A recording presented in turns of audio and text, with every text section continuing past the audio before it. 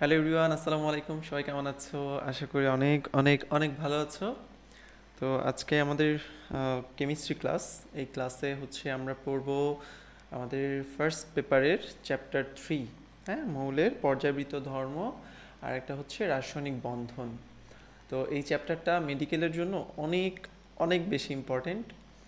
এই চ্যাপ্টারটার মজার বিষয় হলো এই চ্যাপ্টারটাতে মুখস্থ করার জিনিসপত্র কম, বোঝার জিনিসপত্র অনেক বেশি। অর্থাৎ তোমার যদি কেমিস্ট্রি, মানে আমি বলি এই চ্যাপ্টারটা কেমিস্ট্রি একজন কত ভালো বোঝে সেটার একটা মার্কার হলো এই চ্যাপ্টারটা। হ্যাঁ, তুমি যদি এই পর্যায়বৃত্ত ধর্ম জিনিসটা অনেক ভালো বোঝো, তুমি মোটামুটি ইনঅর্গানিক কেমিস্ট্রিতে বস বলা যায়। ঠিক আছে? তো কোন মৌলের সঙ্গে কোন মৌলের কীরকম সম্পর্ক, গ্রুপ ভিত্তিক কীরকম সম্পর্ক, পর্যায়গুলোর কীরকম সম্পর্ক, হ্যাঁ, ইলেকট্রন বিন্যাসগুলো আসলে কিভাবে তোমার ইলেকট্রন আসক্তি থেকে শুরু করে আয়নীকরণ শক্তি থেকে শুরু করে সব কিছুর সঙ্গে এই একটা ইলেকট্রন বিন্যাস রিলেটেড, এই সব কিছু জাস্ট একটা বেসিক কনসেপ্টের উপর দাঁড়ায় আছে। এবং তুমি এটা যত ভালো বুঝবা তত ইজিলি তুমি ইনঅর্গানিক কেমিস্ট্রির সব কিছু বুঝবা। সেটা রাসায়নিক পরিবর্তন বলো, যে কোনো বিক্রিয়া বলো, তুমি খুব ইজিলি বুঝবা। এই জন্য এটা একটা ফাউন্ডেশনাল চ্যাপ্টার। হ্যাঁ, এই জন্য এটা আমাদেরকে খুব মনোযোগ দিয়ে পড়তে হবে।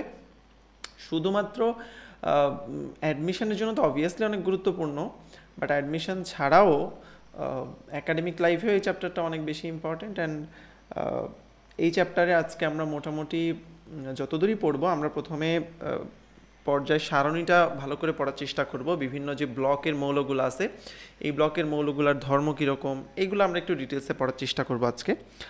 তো ইনশাল্লাহ এই ক্লাসটা করলে, ক্লাসটা যদি তুমি জাস্ট মনোযোগ দিয়ে করো, তোমার অ্যাডমিশন বলো, একাডেমিক বলো, কোথাও তুমি আটকাবা না। বিশেষ করে স্পেশালি অ্যাডমিশনে আসার মতো প্রত্যেকটা জিনিস আমরা ধরে ধরে বুঝায় বুঝায় পড়াবো, যাতে তোমার অ্যাটলিস্ট এই কেমিস্ট্রি জিনিসটা তোমার মুখস্থ করা বার্ডেন থেকে তুমি কমে যাও। ওকে, এমনি বায়োলজি একটু মুখস্থ করতে হয়, অনেক সময় ফিজিক্সের কিছু জিনিসপত্র মুখস্থ করতে হয় মেডিকেলের জন্য, কিন্তু কেমিস্ট্রি যাতে তোমার একেবারে মুখস্থ করা না লাগে, তুমি জাস্ট বুঝে বুঝে যে কোনো অ্যান্সার বের করে ফেলতে পারো, ওইটাই হচ্ছে আমাদের টার্গেট থাকবে। ঠিক আছে? কিছু জিনিস অবশ্যই থাকবে একটু অল্প অল্প মুখস্থ, বাট আমরা যতটা পারি ওইটাকে মিনিমাইজ করার চেষ্টা করবো, আমরা বুঝে পড়ার চেষ্টা করব, কনসেপ্ট দিয়ে পড়ার চেষ্টা করব। ওকে, সো ক্লাসটা ফান হবে, অনেক ভালো হবে। সবাই রেডি? তাহলে আমরা শুরু করি। হ্যাঁ, আচ্ছা, তাহলে আজকে আমাদের মৌলের পর্যায়বৃত্ত ধর্ম এবং রাসায়নিক বন্ধন, এখান থেকে আমরা এই ভূমিকা টমিকা পড়বো না, আমরা 3.1 এই অংশটাতে চলে আসব। তোমাদের কাছে বই থাকলে বইটা সামনে নিয়ে বসে পড়তে পারো। বই দাগানোর দরকার নাই খুব বেশি, তোমাদের এই পিডিএফগুলো দিয়ে দেওয়া হয়, তুমি পরে দাগায় নিতে পারবা অথবা ক্লাসের আগে দাগায় নিবা। আমি যখন ক্লাসটা করাবো তুমি খুব একেবারে মনোযোগ দিয়ে ক্লাসটা করবা। যদি চাও নোট করতে পারো অল্প অল্প করে, বাট জাস্ট একেবারে নোটের দিকেই মনোযোগ দিয়ে দেওয়ার দরকার নাই যে শুধু নোটই করতেছি, ক্লাস শুনতে পারতেছি না ঠিক মতো। সো ক্লাসটা বেশি মনোযোগ দিয়ে শোনার চেষ্টা করো, আমি যা বলি সেটা বোঝার চেষ্টা করো, এমনিতেই সব কিছু মনে থাকবে। ঠিক আছে? ওকে, তো আমাদের যে পর্যায় সারণীটা আছে, এখানে দেখো একটা পর্যায় সারণীর ছবি আছে। হ্যাঁ, তো এই পর্যায় সারণীটা এই যে যে সাজানো হয়েছে, এটা তোমরা অনেকবার দেখছো, কিন্তু খুব খুব মনোযোগ দিয়ে, ডিপলি মনোযোগ দিয়ে দেখলে তোমরা অনেক ভালো ভালো জিনিস, ইন্টারেস্টিং জিনিস এখান থেকে ধরতে পারতা। তো আমরা এই যে কখনো তোমার মাথায় আসছে যে পর্যায়টা যে সাজানো হইলো, এই যে গ্রুপ 1 2 3 4 5 6 7 8 9 10, আবার পিরিয়ড করা আছে এখানে, তাই না, শ্রেণী যেটাকে বলে, তাহলে এইগুলাকে আসলে কিসের ভিত্তিতে সাজানো হয়েছে? এই যে হাইড্রোজেনটা এখানেই দেওয়া হইলো, কেন দেওয়া হইলো, তাই না? এই প্রশ্নগুলো কিন্তু মনের মধ্যে আসা উচিত। তুমি একজন এইচএসসি লেভেলের স্টুডেন্ট, তুমি সামনে ভার্সিটিতে যাবা, তো তোমার মনে প্রশ্ন আসতে হবে, কিউরিয়াসিটি থাকতে হবে পড়াশোনার বিষয়ে। ওকে, সো আমরা ওইগুলো একটু জানার চেষ্টা করবো। দেখো, সর্বপ্রথম যে পর্যায় সারণীটা আবিষ্কার হয়েছিল, ঠিক দেখতে কিন্তু এরকম ছিল না। হ্যাঁ, ওইটা একটু অন্যরকম ছিল এবং ওইখানে মৌলও কম ছিল। সেই মৌলের সংখ্যাটা কত, এটা মেডিকেল ভর্তি পরীক্ষা আসতেই পারে, যেহেতু এটা একদম প্রথম লাইন, স্যারদের যদি চোখে পড়ে যায় চলে আসতে পারে, স্যাররা দিয়ে দিতে পারে, তাই না? ওকে, তাহলে এটা আমরা একটু জানি যে মেন্ডেলিফ একদম শুরুতে যে পর্যায় সারণীটা আবিষ্কার করছিল, সেখানে মাত্র 63টা মৌল ছিল, এবং এই 63টা মৌলকে আমরা কিন্তু পারমাণবিক ভরের ক্রমবৃদ্ধি অনুসারে সাজাইছি। মানে যেই মৌলটার ভর কম ছিল সে শুরুতে, যেই মৌলটার ভর বেশি ছিল সে পরে। তো আমরা এইভাবে করে সাজাইছি। তখনও কিন্তু পর্যায় গ্রুপ ছিল। কয়টা পর্যায় ছিল তখন কিন্তু পর্যায় ছিল বেশি, 12টা পর্যায়, মানে এরকম এই যে 1 2 3 এরকম ছিল 12টা পর্যায়। ঠিক আছে? আর গ্রুপ ছিল 8টা, এখন কিন্তু গ্রুপ বেশি, পর্যায় কম। হ্যাঁ, এটা কিন্তু একটু মাথায় রাখতে হবে। আগে ছিল 12টা পর্যায় আর হচ্ছে 8টা গ্রুপ, আর এখন কি, এখন 7টা পর্যায় 18টা গ্রুপ, তাই না? এরকমই তো। আচ্ছা, তো দেখো প্রথম দিকে যেটা ছিল এখন কিন্তু ইভলভ হয়ে অনেক আগায় আসছে, অনেক অ্যাডভান্সড হয়েছে, এবং এইটাই বেশ অনেক বছর ধরে আসছে, তাই না? এবং এই যে পর্যায় সারণীটা, এটা যে সংস্থাটা মোটামুটি তারা ঠিক করে যে কিভাবে চলবে, কিভাবে থাকবে, নতুন কোনো মৌল আবিষ্কৃত হলে কোন জায়গায় আমরা বসাবো, যেই সংস্থাটা এটা ঠিক করে ওইটাকে আমরা বলি ইউপ্যাক। তোমরা অনেকে বলো আইইউপ্যাক, বাট আসলে বলতে হয় ইউপ্যাক। হ্যাঁ, international union of pure and applied chemistry. ঠিক আছে, তো যাই হোক, তো মেন্ডেলিভ একটা পর্যায় সারণী করলো, সেটাকে পারমাণবিক ভরের ক্রমানুসারে সাজানো হইল, এবং পরে দেখা গেল কি এই ভরের ক্রমানুসারে সাজাইলে কিছু প্রবলেম হয়। ঠিক আছে, এই প্রবলেমের ডিটেলস আমরা যাচ্ছি না, তোমাদের বইতে যেই জিনিসপত্রগুলো নাই ওইটা নিয়ে আমরা একটু মাঝে মাঝে কথা বলার চেষ্টা করব, বাট খুব বেশি যাওয়ার চেষ্টা করব না, তাহলে ক্লাস অনেক অনেক লম্বা হয়ে যাবে। ঠিক আছে, তো কিছু প্রবলেম হয় পারমাণবিক ভর অনুসারে সাজাইলে, এই জন্যই পরবর্তীতে পারমাণবিক সংখ্যার ক্রমানুসারে সাজানো হয়। জাস্ট এতটুকু জানলেই এনাফ। হ্যাঁ, পারমাণবিক সংখ্যার ক্রমানুসারে নতুন যে পর্যায় সারণীটা আছে এটাকে আমরা সাজাই, এবং সেখানে 7টা পর্যায় এবং 18টা গ্রুপে বিন্যস্ত করি আমরা, এবং এইটাকেই আমরা আধুনিক পর্যায় সূত্র মতে বলি দীর্ঘাকার পর্যায় সারণী। তাহলে দীর্ঘাকার যে পর্যায় সারণী সেটাতে পর্যায় কয়টা? 7টা, এবং গ্রুপ হইল 18টা। ঠিক আছে, ওকে। তো এখানে আধুনিক পর্যায় সূত্র নামে একটা মানে সংজ্ঞার মতো দেওয়া আছে, খুব বেশি ইম্পর্টেন্ট না, জাস্ট তুমি একবার পড়তে পারো যে মৌলসমূহের ভৌত এবং রাসায়নিক ধর্মাবলী এদের পারমাণবিক সংখ্যা বৃদ্ধির সাথে পর্যায়ক্রমে আবর্তিত হয়। মানে পারমাণবিক সংখ্যা যত বাড়তে থাকে, ওইটার ধরো গলনাঙ্ক, স্ফুটনাঙ্ক, আয়নীকরণ শক্তি টক্তি এই সব কিছু আস্তে আস্তে হয় বাড়তে থাকবে বা কমতে থাকবে বা কিছু একটা হবে, বাট একটা নির্দিষ্ট ধরো 8টা মৌল বা 18টা মৌল এরকম পরপর ওই জিনিসগুলা ঘুরে ফিরে আবার আসবে। ধর একজনের গলনাঙ্ক কম ছিল, বাড়তে বাড়তে বাড়তে বাড়তে অনেক বেশি গলনাঙ্ক হয়েছে একটা মৌলের, 8 নাম্বার মৌল, আবার 9 নাম্বার মৌলে এসে গলনাঙ্কটা আবার কম থেকে আবার শুরু হয়ে বাড়তে বাড়তে যাবে। সো এই যে ঘুরে ঘুরে আবার আসতেছে, এটাকে আমরা বলি হচ্ছে পর্যায়বৃত্ত ধর্ম। এটা আমরা আস্তে আস্তে আরও ডিটেলসে পড়বো, অসুবিধা নেই। তো এই যে দীর্ঘাকার পর্যায় সারণী, এইটা যে আবিষ্কার করছে এইটাকে আমরা বলি হচ্ছে বিজ্ঞানী বোর। বোরের পর্যায় সারণী বলি আর কি। তো এটা একটু মনে রাখতে পারো, খুব বেশি একেবারে গুরুত্বপূর্ণ না আর কি। ঠিক আছে, আচ্ছা। তো এই ইলেকট্রন বিন্যাসের ভিত্তিতে আমরা মোটামুটি পর্যায় সারণীটাকে 4টা ব্লকে ভাগ করছি, বড় বড় 4টা ব্লক। তোমরা সবাই জানো বড় 4টা ব্লক কি, তাই না? একটা হচ্ছে এস ব্লক, এই যে প্রথম দুইটা, এই যে এখানে যতটুকু আছে এই প্রথম দুইটায় পুরোটা হচ্ছে কি এস ব্লক, তাই না? এই ব্লকটাকে আমরা বলি এস ব্লক। এই যে 13 থেকে গ্রুপ 17 এটাকে আমরা বলি হচ্ছে পি ব্লক, তাই না? গ্রুপ 18, সরি, এটা হচ্ছে পি ব্লক। তাহলে এস পি, এইটা হচ্ছে ডি ব্লক, এই যে মাঝখানে একেবারে গ্রুপ 3 থেকে 12 পর্যন্ত যা আছে এটা হচ্ছে ডি ব্লক। আর এই ডি ব্লকের মধ্যে স্পেশালি এই যে 57 নাম্বার যেটাকে আমরা বলি ল্যান্থেনাম, আর একটা হচ্ছে 89 নাম্বার অ্যাক্টিনিয়াম। এই ল্যান্থেনামের সঙ্গে দেখো 57 থেকে শুরু করে 58, 59 থেকে একেবারে 71 পর্যন্ত এই 15টা, এবং এই 89 থেকে শুরু করে একেবারে 103 পর্যন্ত, অর্থাৎ অ্যাক্টিনিয়াম থেকে শুরু করে একেবারে লরেন্সিয়াম পর্যন্ত এই যে 15, 15, 30টা মৌল আছে, হ্যাঁ, এইটাকে আমরা আবার আলাদা একটা ব্লকে ভাগ করে ফেলছি, এটাকে আমরা বলি হচ্ছে এফ ব্লক। তাহলে এস পি ডি এবং হচ্ছে এফ ব্লক। এবং আজকে আমাদের পড়াশোনাটা এগুলো নিয়ে হবে যে এস ব্লকে কী কী মৌল আছে, তাদের কী ধরনের ধর্মাবলী আছে, হ্যাঁ, পি ব্লকে কী কী ধরনের মৌল আছে, কী কী গ্রুপের মৌল আছে, তাদের ধর্মাবলীগুলো কীরকম, ডি ব্লকে কী কী আছে, এফ ব্লকে কী কী আছে। সো আমরা খুব ইন ডিটেলসে পড়ার চেষ্টা করব, এবং প্রত্যেকটা জিনিসই আমরা আত্মস্থ করার চেষ্টা করবো, মুখস্থ না, বুঝে বুঝে আত্মস্থ করার চেষ্টা করবো। তাহলে চলো শুরু করি। প্রথমে আসো, কোনটায় কয়টা মৌল আছে এটা একটু আমরা এই সংখ্যাটা একটু জেনে নিই, কারণ এটা থেকে মেডিকেল ভর্তি পরীক্ষায় কিন্তু প্রশ্ন আসছে আগে পড়ে, হ্যাঁ, যে ডি ব্লকের মধ্যে কয়টা মৌল আছে বা পি ব্লকের মধ্যে কয়টা মৌল আছে। হ্যাঁ, আচ্ছা, অথবা এদের কিছু স্পেশাল নাম আছে, যেমন পি ব্লককে বলে হচ্ছে আদর্শ বা প্রতিনিধি মৌল। সো এইগুলো আমরা আস্তে আস্তে যখন ব্লক অনুযায়ী পড়বো আরও ডিটেলস আসবে।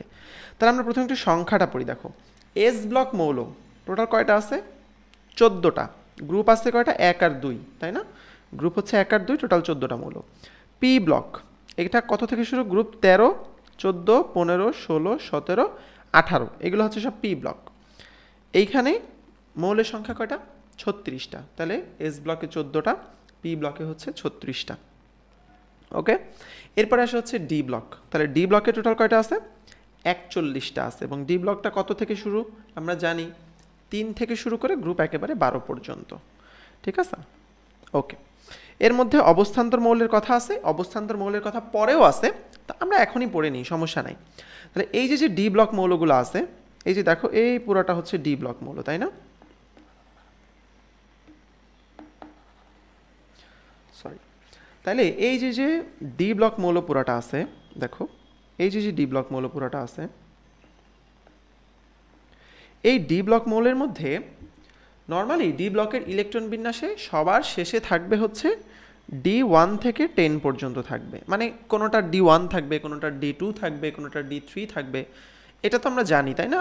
এটা আমরা কোয়ান্টাম সংখ্যা যখন খুব ভালো করে পড়ছি, ওইটা আমরা বুঝছি যে ডিতে কয়টা ইলেকট্রন থাকতে পারে, সেটাই আমরা এখানে লিখি যে D1, 2, 3, 4, 5 থেকে ডিতে সর্বোচ্চ 10টা পর্যন্ত ইলেকট্রন থাকতে পারে ডি অরবিটালে, তাই না?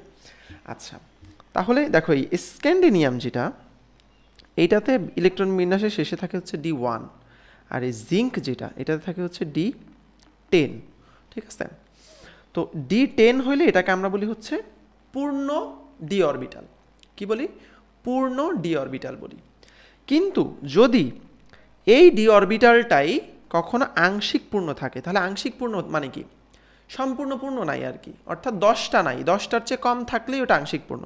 তাহলে D1 থেকে 9 যদি কারোর ইলেকট্রন বিন্যাস হয়, সেটা হয় 1 হতে পারে, 2 হতে পারে, 3 হতে পারে, 4 হতে পারে, যাই খুশি হোক না কেন, সেটা পূর্ণ না, 10 না।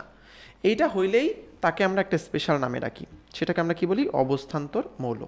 তাহলে ডি অরবিটাল যদি আংশিকভাবে কারোর পূর্ণ থাকে, অর্থাৎ D1 থেকে 9 ইলেকট্রন বিন্যাস থাকে, ওইটাকে আমরা বলি হচ্ছে অবস্থান্তর মৌল। তাহলে অবস্থান্তর মৌলের কিছু স্পেশাল বৈশিষ্ট্য আছে, অর্থাৎ এরকম আংশিক পূর্ণ থাকলে তাদের মধ্যে কিছু স্পেশাল বৈশিষ্ট্য দেখা যায়, এই জন্যই তাদেরকে আলাদা নাম দেওয়া হয়েছে, অবস্থান্তর মৌল নাম দেওয়া হয়েছে।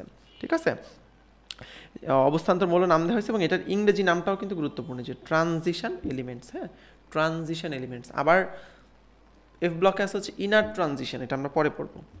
তো অবস্থান্তর মৌলের দেখো 5টা বৈশিষ্ট্য আছে, এটা একেবারে টানা মুখের আগায় থাকতে হবে। প্রতিটারই ব্যাখ্যা আছে, বাট আপাতত আমরা জাস্ট বৈশিষ্ট্যগুলো পড়ব।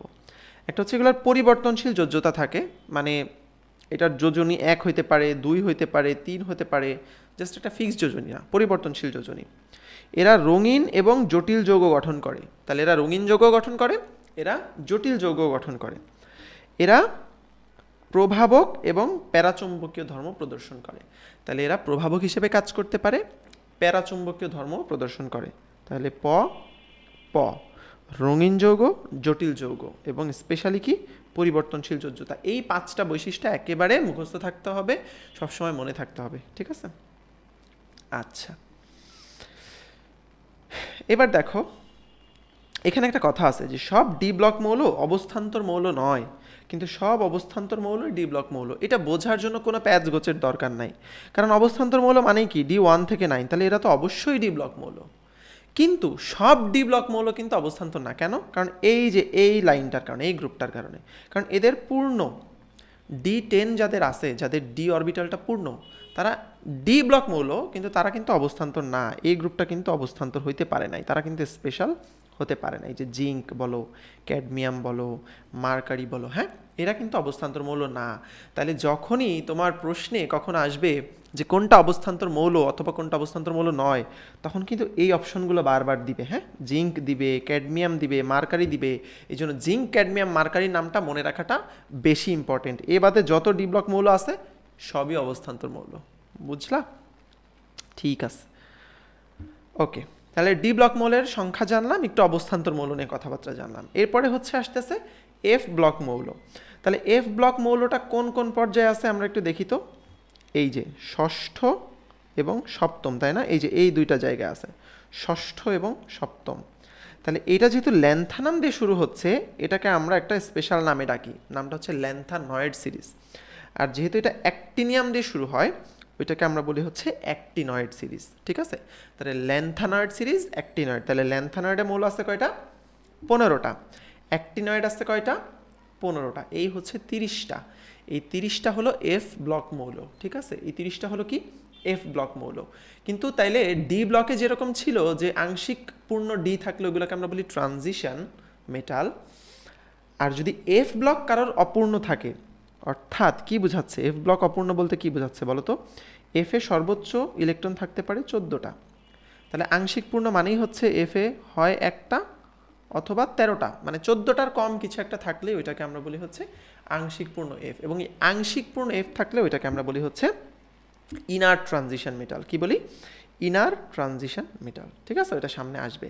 তাহলে দেখো এফ ব্লক মৌলের মধ্যে আমরা বলতেছি ষষ্ঠ পর্যায়, যেটা ল্যান্থেনাম 57 থেকে শুরু, লুটেশিয়াম 71 পর্যন্ত, এই 15টা, এদেরকে আমরা বলি ল্যান্থানয়েডস বা ল্যান্থানাইড সিরিজ। আর অ্যাক্টিনিয়াম 89 থেকে লরেন্সিয়াম 103 পর্যন্ত। এই সংখ্যাগুলো একটু মনে রাখা গুরুত্বপূর্ণ। তুমি 57 সঙ্গে 15 যোগ দিলেই পারবা। হ্যাঁ, মানে 57 সঙ্গে 15 তো যোগ দিবা না, 14 যোগ দিবা, কারণ 57 নাম্বার মৌল একটা আর বাকি 14টা, তাহলে পেয়ে যাবে 71। ঠিক আছে, অ্যাক্টিনিয়াম কত? 89, তাই না? এটার সঙ্গে 14 যোগ দিবা, তাহলে কত হবে? 103। তাহলে 89 থেকে 103 পর্যন্ত এটা অ্যাক্টিনিয়াম থেকে লরেন্সিয়াম, এটা ল্যান্থানাম থেকে লুটেশিয়াম। ঠিক আছে, আচ্ছা, তাহলে এইগুলো হচ্ছে এফ ব্লক মৌল। এর মধ্যে 3টা মৌল আছে, মানে যেটা প্রথম যে 2টা ল্যান্থেনাম, অ্যাক্টিনিয়াম এবং এই অ্যাক্টিনিয়ামের পরেরটা থোরিয়াম। ঠিক আছে, এই 3টা যদিও ল্যান্থানাইড সিরিজের বা অ্যাক্টিনাইড সিরিজের অংশ, কিন্তু এদের সর্বশেষ ইলেকট্রনটা যায় ডিতে। ঠিক আছে, এদের ইলেকট্রন বিন্যাসটা যদি তুমি করো দেখবা কি এদের সর্বশেষ ইলেকট্রনটা যাচ্ছে ডিতে, 6d1 বা 6d2 এরকম থাকে। এই জন্য এদেরকে আমরা কিন্তু প্রপারলি এফ ব্লক মৌল বলতে পারবো না, কারণ এফ ব্লক মৌল হইতে হলে অবশ্যই তার সর্বশেষ ইলেকট্রনটা এফ ব্লকে যাওয়া লাগবে। ঠিক আছে, এই জন্য এই 3টাকে আমরা এফ ব্লক মৌল থেকে বাদ দিয়ে দিব। তাহলে 15 যে 30টা ছিল ল্যান্থেনাইড এবং অ্যাক্টিনাইড সিরিজের যে টোটাল 30টা মৌল, সেটার থেকে যদি তুমি এই 3টাকে বাদ দাও তাহলে টোটাল 27টা মৌল। এইটাই হচ্ছে এফ ব্লক মৌলের সংখ্যা। বোঝা গেছে? কনফিউশনের কিছু নাই। আমরা ল্যান্থেনাইড সিরিজ পড়ছি, ল্যান্থানাম থেকে 15টা, অ্যাক্টিনাইড সিরিজ পড়ছি 15টা, এই দুইটা হচ্ছে 30টা। এই যে 30টা, তার মধ্যে দুর্ভাগ্যক্রমে প্রথম 2জন এবং এই যে থোরিয়াম, এই 3জনের ইলেকট্রন বিন্যাস ডিতে গেছে, তারা এফে যাইতে পারে নাই। দ্যাটস ওয়াই এটাকে আমরা এফ ব্লক মৌল হিসেবে কাউন্ট করতে পারবো না চাইলেও, যদিও তারা এক সারিতে ওদের সঙ্গে আছে, বাট আমরা কাউন্ট করতে পারবো না। দ্যাটস ওয়াই এফ ব্লকের মৌল হবে কয়টা? 30 থেকে 3টা কম, 27টা। ঠিক আছে, তাহলে একেবারে ভুল করা যাবে না। এস ব্লক হচ্ছে 14, পি ব্লক হলো 36, ডি ব্লক হলো 41 এবং এফ ব্লক হলো 27টা। ঠিক আছে, এছাড়া বাকি সব ডিটেলস আমরা এখান থেকে পড়ে ফেলছি। ওকে, আচ্ছা, এবার আসো এখানে একটা গ্রুপ সংখ্যা নির্ণয়ের একটা সুন্দর একটা জিনিস দেওয়া আছে, যে তুমি কিভাবে গ্রুপ সংখ্যা নির্ণয় করবা। ওকে, তাহলে এস ব্লক মৌলগুলোর ক্ষেত্রে আমরা গ্রুপ সংখ্যা কেমনে নির্ণয় করব, পি ব্লকের ক্ষেত্রে কিভাবে করব, ডি ব্লকের ক্ষেত্রে কেমনে করব, এফ ব্লকের ক্ষেত্রে কেমনে করব। ঠিক আছে, আচ্ছা, মানে তোমাকে একটা এক্সাম্পল দিয়ে দিবে, বলবে যে ধরো কার্বন, ঠিক আছে, অথবা বলবে ক্রোমিয়াম, এইটা কোন ব্লকের মৌল বা এটার গ্রুপ সংখ্যা কত, এটার পর্যায় সংখ্যা কত, এটা বের করো। সো এটা কীভাবে বের করবো ওইটা আমরা একটু দেখব। তাহলে এস ব্লকের মৌলগুলোর ক্ষেত্রে গ্রুপ সংখ্যা হচ্ছে তার সর্ববহিস্থ স্তরের ইলেকট্রন সংখ্যা। মানে তুমি ধরো সোডিয়াম, তাহলে সোডিয়ামের ইলেকট্রন বিন্যাসে আমরা দেখতে পাই এরকম 1s2, 2s2, 2p6, 3s1, তাই না? তাহলে এর সর্বশেষ শক্তি স্তর কোনটা? 3s, এবং 3s এ কয়টা ইলেকট্রন আছে? একটা ইলেকট্রন আছে। তাহলে সোডিয়ামের গ্রুপ সংখ্যা হচ্ছে 1। ঠিক আছে, এইভাবেই আমরা বের করি। আর পর্যায় সংখ্যা তো আমরা জানি, হাইয়েস্ট যে কোয়ান্টাম নাম্বারটা আছে এখানে 3, এটি হচ্ছে পর্যায় সংখ্যা। ওকে, পি ব্লকের ক্ষেত্রে একটু ডিফারেন্ট। পি ব্লকের ক্ষেত্রে সর্ববহিস্থ শক্তি স্তরে যে ইলেকট্রন সংখ্যাটা থাকবে, সর্ববহিস্থ স্তরে যে ইলেকট্রন সংখ্যাটা থাকবে তার সঙ্গে আমাকে 10 যোগ দিতে হবে। কীরকম জিনিসটা যদি আমি বলি, দেখো, তাহলে একটা পি ব্লক মৌল ধরো হচ্ছে কার্বন, কার্বনের পারমাণবিক সংখ্যা হচ্ছে 6। আমরা জানি এটা ইলেকট্রন বিন্যাস হচ্ছে 1s2, 2s2, 2p2, তাই না? তাহলে এখানে সর্ববহিস্থ স্তর কোনটা? এইটা 2। তাহলে 2-এ এস এবং পি মিলায় কয়টা আছে? টোটাল 4টা ইলেকট্রন আছে। তাহলে এই 4-এর সঙ্গে আমরা যদি 10 যোগ দেই, এইটাই হচ্ছে আমাদের গ্রুপ সংখ্যা। দেখো কার্বন কিন্তু গ্রুপ 14তেই আছে, এই যে দেখো গ্রুপ 14 কার্বন। ঠিক আছে, তাহলে এটা হচ্ছে পি ব্লক আমরা বের করলাম। এরপর হচ্ছে ডি ব্লক। তাহলে ডি ব্লকের ক্ষেত্রে জিনিসটা আসলে অলমোস্ট এস ব্লকের মতোই। যে ডি এবং এস উপস্তরের ইলেকট্রন সংখ্যা, মানে একটু ঘোরায় কথাটা বলছে, but more or less same. যেমন কীরকম, ধরো স্ক্যান্ডেনিয়াম, হ্যাঁ, এটা একটা ডি ব্লক মৌল, এটার পারমাণবিক সংখ্যা হচ্ছে 21। তাহলে এটা কিভাবে হয়? 1s2, 2s2, 2p6, 3s2, 3p6, তারপরে কি আসে বলো তো? 3pর পরে 3d কিন্তু আসে না, আগে আসে 4s, তাই না? 4s2, 3d1, এরকমই ইলেকট্রন বিন্যাস হয়। এই জন্য ওরা বলছে যে এই যে যে সবার শেষে যে দুইটা থাকে, এই যে এস আর হইতেছে ডি, মানে এই 3কে যদি তুমি এন ধরো, এই 4কে যদি তুমি এন ধরো, মানে হাইয়েস্ট প্রিন্সিপাল কোয়ান্টাম সংখ্যা ধরো, তাহলে এন এস আর n-1 ডি। এই এন এস বলতে বোঝাচ্ছে 4s-এ কয়টা ইলেকট্রন আছে, আর n-1 মানে কি 4-1 3, এই 3d-তে কয়টা আছে, বুঝা গেছে? তো অনেক সময় এরকম হয় 5s2, 4d1, হ্যাঁ, এরকম হয়। তো এই ns এবং n-1d, তো এত প্যাচগোছের দরকার নাই, তুমি লাস্টের যে দুইটা আছে লিখলে যেভাবে আসে, এইটাই যে কয়টা ইলেকট্রন আছে ওইটাই হচ্ছে আমাদের গ্রুপ নাম্বার। তাহলে কয়টা আছে? 2টা যোগ 1টা 3। তাহলে এইখানে স্ক্যান্ডেনিয়ামের হচ্ছে গ্রুপ সংখ্যা 3। দেখো এই যে স্ক্যান্ডেনিয়াম, এটার গ্রুপ সংখ্যা কত? 3। এভাবে তুমি যে কোনোটারই গ্রুপ সংখ্যা তুমি বের করতে পারবা, ঠিক আছে, ডি ব্লক মৌলের। এরপরে আসা হচ্ছে এফ ব্লক মৌল।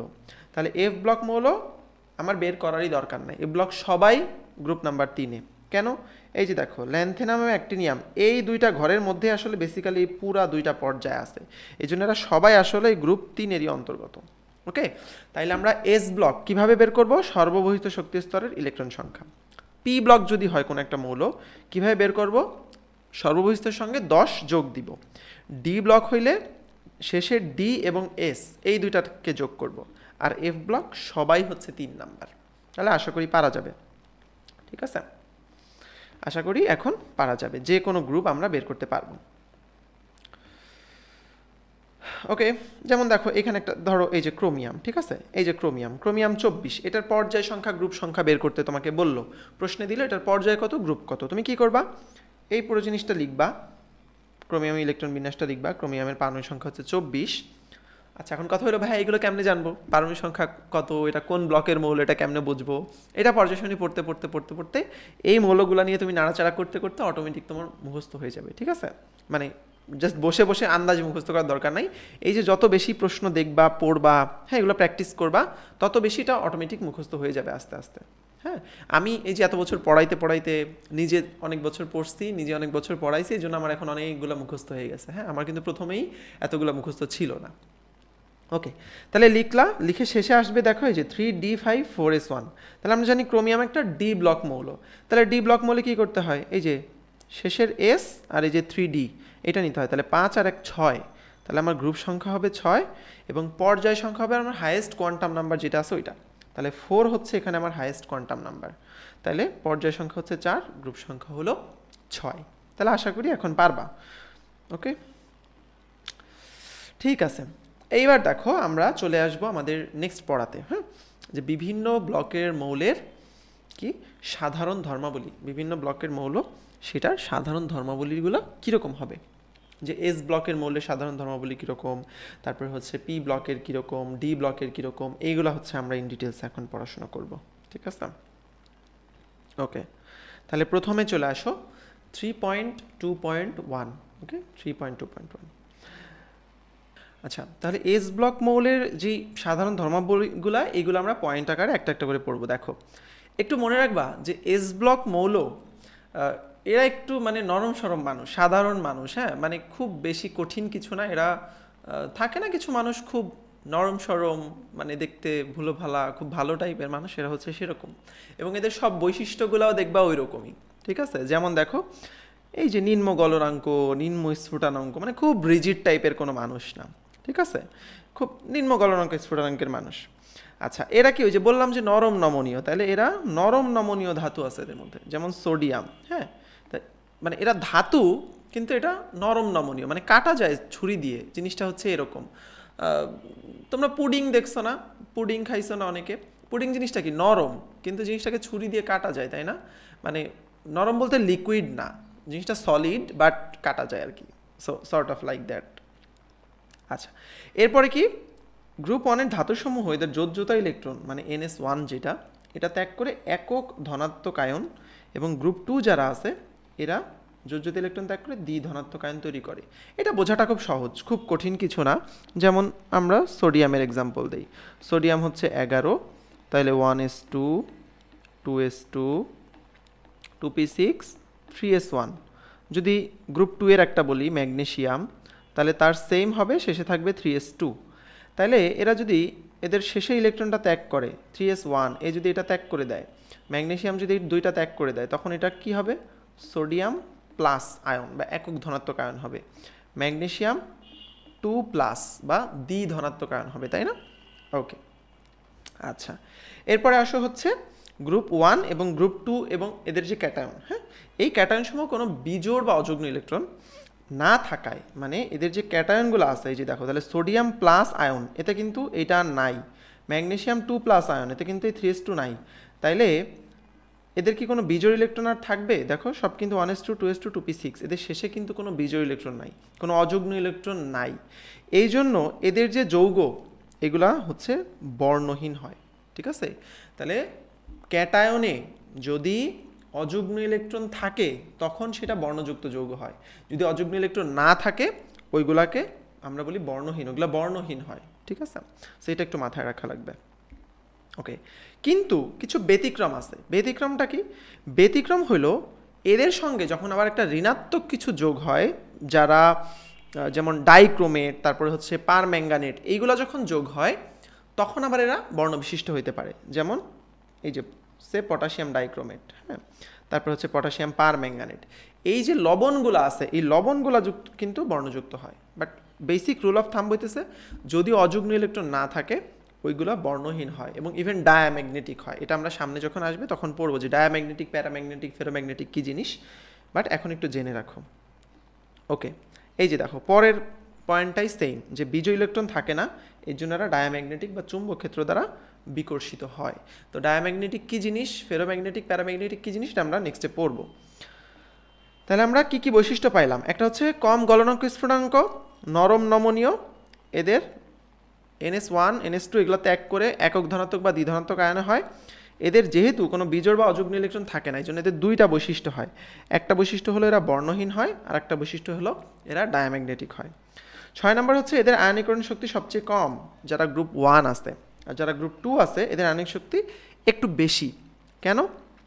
তুমি চিন্তা করো 3s1 আর 3s2 এইখান থেকে কোন ইলেকট্রনটাকে সরাইতে তোমার বেশি শক্তি লাগবে? মজার কোয়েশ্চেন কিন্তু, তাই না? একটু চিন্তা করে দেখো। প্রতিটা জিনিস আমার আসলে খুব ডিটেলসে পড়াতে অনেক ভালো লাগে, কিন্তু তোমাদের অ্যাডমিশনে আসলে সব জিনিস এত ডিটেলস জানা লাগে না, অ্যাকচুয়ালি অ্যান্সারটা জানলেই হয়। বাট আমার সবসময় মনে হয় যে কেমিস্ট্রি তুমি আন্দাজে কোনো কিছু পড়ো না, একটু জেনে জেনে পড়ো, ঠিক আছে? তাহলে দেখো সোডিয়াম, এটার প্রোটন আছে 11টা, ইলেকট্রন আছে 11টা। তাহলে এটা ইলেকট্রন বিন্যাসটা হয় এরকম 1s2, 2s2, 2p6, 3s1। তাহলে এটায় প্রোটন কয়টা? 11টা প্রোটন। ইলেকট্রন কয়টা? 11টা ইলেকট্রন, তাই না? আচ্ছা, ম্যাগনেসিয়াম দেখো 12। তাহলে এটারও সেম 1s2, 2s2, 2p6, শেষে গিয়ে 3s2, এরকম হচ্ছে ইলেকট্রন বিন্যাস। তাহলে এর প্রোটন কয়টা? 12টা। ইলেকট্রন কয়টা? 12টা। এখন তুমি আমাকে বলো যে 12টা প্রোটনের 12টা ইলেকট্রনের প্রতি বেশি আকর্ষণ থাকবে নাকি 11টা প্রোটনের 11টা ইলেকট্রনের প্রতি বেশি আকর্ষণ থাকবে? তুমি বলো তো আমাকে, বলতে পারবা? এক্স্যাক্টলি, তাহলে 12টা প্রোটনের 12টা ইলেকট্রনের প্রতি বেশি আকর্ষণ থাকবে, এটা আরও বেশি জোরে টেনে ধরবে। এই জন্যই সোডিয়ামের যে আকার তার চেয়ে ম্যাগনেসিয়ামের আকার কিন্তু একটু ছোট, যেহেতু বেশি টেনে ধরে, এই জন্য আয়নীকরণ, ব্যাসার্ধটা শুধু এগুলো সব কমে যায়। এবং যেহেতু আকর্ষণ বেশি থাকে, বেশি জোরে টেনে ধরে, এই জন্য সোডিয়ামের বাইরে থেকে একটা ইলেকট্রন বের করা যতটা ইজি, ম্যাগনেসিয়ামের বাইরে থেকে একটা ইলেকট্রন বের করা কিন্তু আরেকটু বেশি কঠিন, তাই না?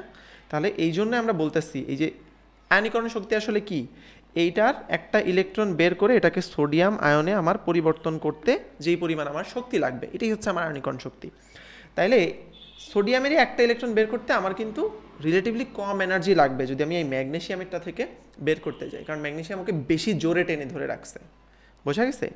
এই জন্যই আমরা এখানে পয়েন্টটা কি বলছে দেখো, এই যে গ্রুপ 1 এর ধাতুসমূহ এদের আয়নীকরণ শক্তি সবচেয়ে কম, আর যেটা গ্রুপ 2 তাদের আয়নিক শক্তি একটু বেশি, তার চেয়ে গ্রুপ 3 বেশি, 4 বেশি, 5 বেশি, এইভাবে শেষে যাইতে যাইতে একেবারে গ্রুপ 18তে গিয়ে সবচেয়ে আয়নীকরণ শক্তি বেশি, তাই না? দেখো তাহলে এর একটা ত্যাগ করা লাগবে, এর ত্যাগ করা লাগবে কয়টা?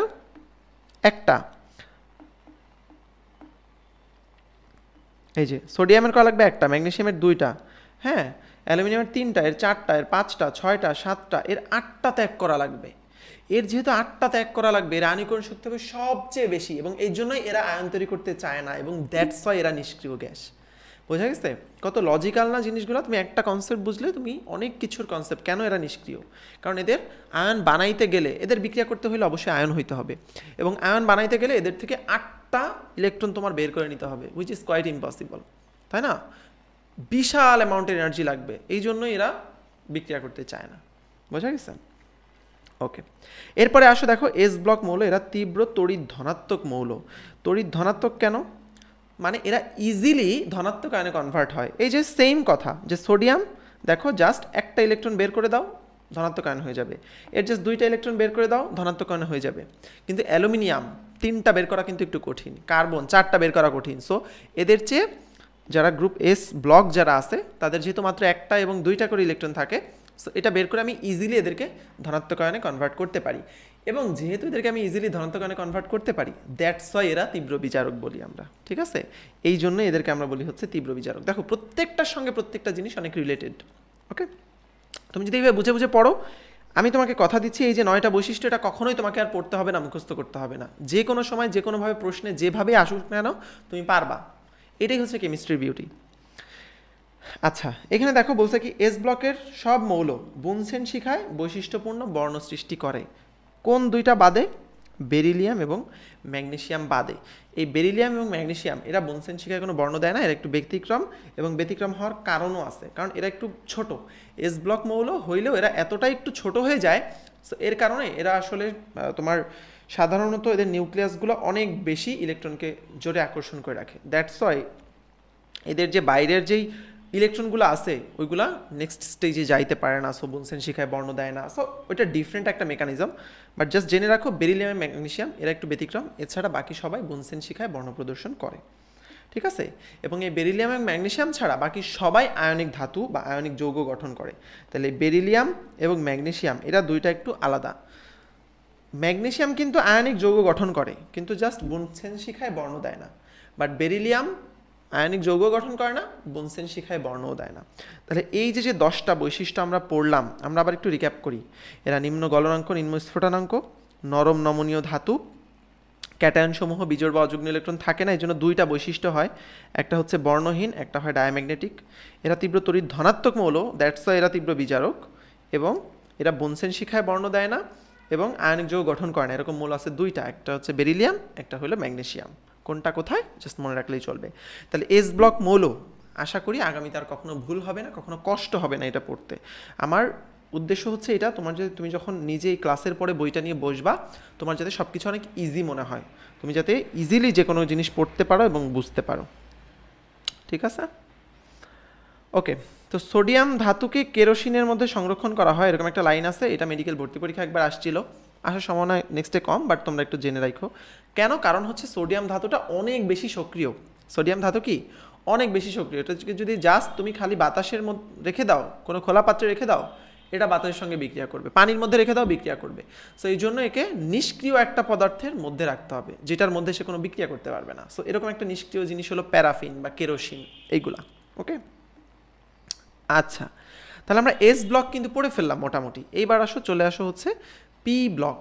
ঠিক আছে, পি ব্লক। তো পি ব্লক মৌলটা একটু বড়, কারণ আমরা প্রতিটা গ্রুপ ধরে ধরে পড়তে হবে, 13, 14, 15, 16, 17, 18। প্রত্যেকটা গ্রুপের স্পেশালি বৈশিষ্ট্য আছে, আলাদা আলাদা নাম আছে, এই জন্য প্রত্যেকটা গ্রুপ ধরে ধরে আমরা পড়ব। ওকে, তো পি ব্লক মৌলের প্রথম কথা যেটা, সেটা হচ্ছে এদেরকে আমরা আদর্শ বা প্রতিনিধি মৌল বলি। আদর্শ বা প্রতিনিধি মৌল বলি, নর্মাল অর রিপ্রেজেন্টেটিভ। কেন বলি? কারণ আমাদের যে সাধারণ নিয়ম আছে ইলেকট্রন বিন্যাসের, যে একেবারে নর্মাল যে নিয়মটা আছে পি ব্লকের মৌলগুলোর মধ্যে, সেই নিয়ম অনুযায়ী ইলেকট্রন বিন্যাসটা থাকে। ডি ব্লকে যেরকম কি দেখো 3D এর আগে 4S চলে আসে, সো একটু উল্টাপাল্টা টাইপের আছে। হ্যাঁ, এস ব্লকের কিছু কিছু ব্যতিক্রম আছে, যেমন হাইড্রোজেনের ক্ষেত্রে ব্যতিক্রম আছে, বাট পি ব্লকের যারা আছে সবাই একেবারে স্ট্যান্ডার্ড যে ইলেকট্রন বিন্যাসের যে নিয়ম আছে ওইটা মেনে চলে। দ্যাটস ওয়াই এটাকে আমরা বলি আদর্শ মৌল, বা আমাদের যে পর্যায় সারণী সেটা একটা রিপ্রেজেন্টেশন করে, তারা স্ট্যান্ডার্ডটা ধরে রাখে, এই জন্য এদেরকে আমরা আদর্শ বা প্রতিনিধি মৌল বলি। তাহলে এবার চলে আসো পি ব্লক মৌলের বৈশিষ্ট্যের মধ্যে। পি ব্লক মৌলের সংখ্যা মোট হইতেছে 36টা, এটা আমরা পড়ছি। এবং পি ব্লক মৌলকে আদর্শ মৌল বলার বা আদর্শ যে ব্লক এটা বলার আরও কারণ আছে। কারণ হলো কি, এস ব্লকে সাধারণত সব বেশিরভাগই ধাতু, ডি ব্লকে বেশিরভাগই সব ধাতু, অধাতু নাই বললেই চলে। বাট পি ব্লকের মধ্যে ধাতু আছে, অধাতু আছে, আবার অপধাতু আছে। সো 3 টাইপের জিনিসপত্রই আছে।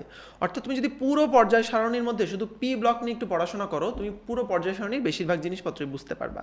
হ্যাঁ, তাহলে দেখো এদের মধ্যে ধাতু আছে, অপধাতু আছে, বা মানে অপধাতু যেটা এটাকে আমরা বলি মেটালাইট, অথবা অধাতুও আছে। তাহলে 3টা জিনিসই আছে এবং এদের সংখ্যা 36টা।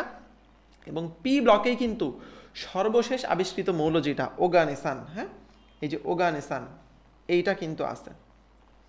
ওগানেসান যেটা 118 নম্বর মৌল, এটা অনেক সময় দিতে পারে যে কোনো ভর্তি পরীক্ষায়। 118 নম্বর মৌলটা হচ্ছে, এটাকে ও জি বা ওএস দিয়ে লেখে, তাহলে ওগানেসান। হ্যাঁ, নামটা একটু মনে রাখবা। প্রথম মৌল কোনটা? হাইড্রোজেন। সর্বশেষ মৌল কোনটা? ওগানেসান। ওকে, 118 নম্বর।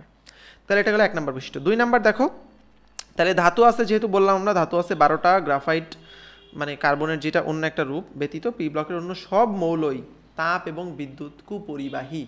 ঠিক আছে, মানে পি ব্লকে নর্মালি কি থাকে? ধাতু, অধাতু, অপধাতু। এর মধ্যে ধাতু তো সবগুলাই কি তাপ বিদ্যুৎ সুপরিবাহী, আর অধাতুগুলো কি তাপ এবং বিদ্যুতের কুপরিবাহী। অপধাতুগুলোও তাই, তারা তাপ আর বিদ্যুৎ সাধারণত পরিবহন করে না। কিন্তু ধাতুর মধ্যে একটা ব্যতিক্রম আছে, ঠিক আছে, কার্বনের একটা রূপ, সেটা হচ্ছে গ্রাফাইট। এইটা ধাতু হইলেও এটা কি করে না, তোমার তাপ এবং বিদ্যুৎ পরিবহন করে। ওকে, আচ্ছা, গ্রাফাইট তাপ ও বিদ্যুৎ পরিবহন করে, আমি ওটা বলছি, সরি।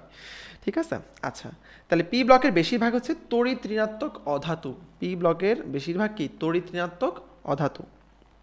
আমরা দেখবো, দেখো এই যে বেশিরভাগই দেখবা এখানে এই যে কার্বন, নাইট্রোজেন, অক্সিজেন, ফ্লোরিন, এরা যারা আছে এরা বেশিরভাগই সবাই কি তড়িৎ ঋণাত্মক এবং এরা অধাতু।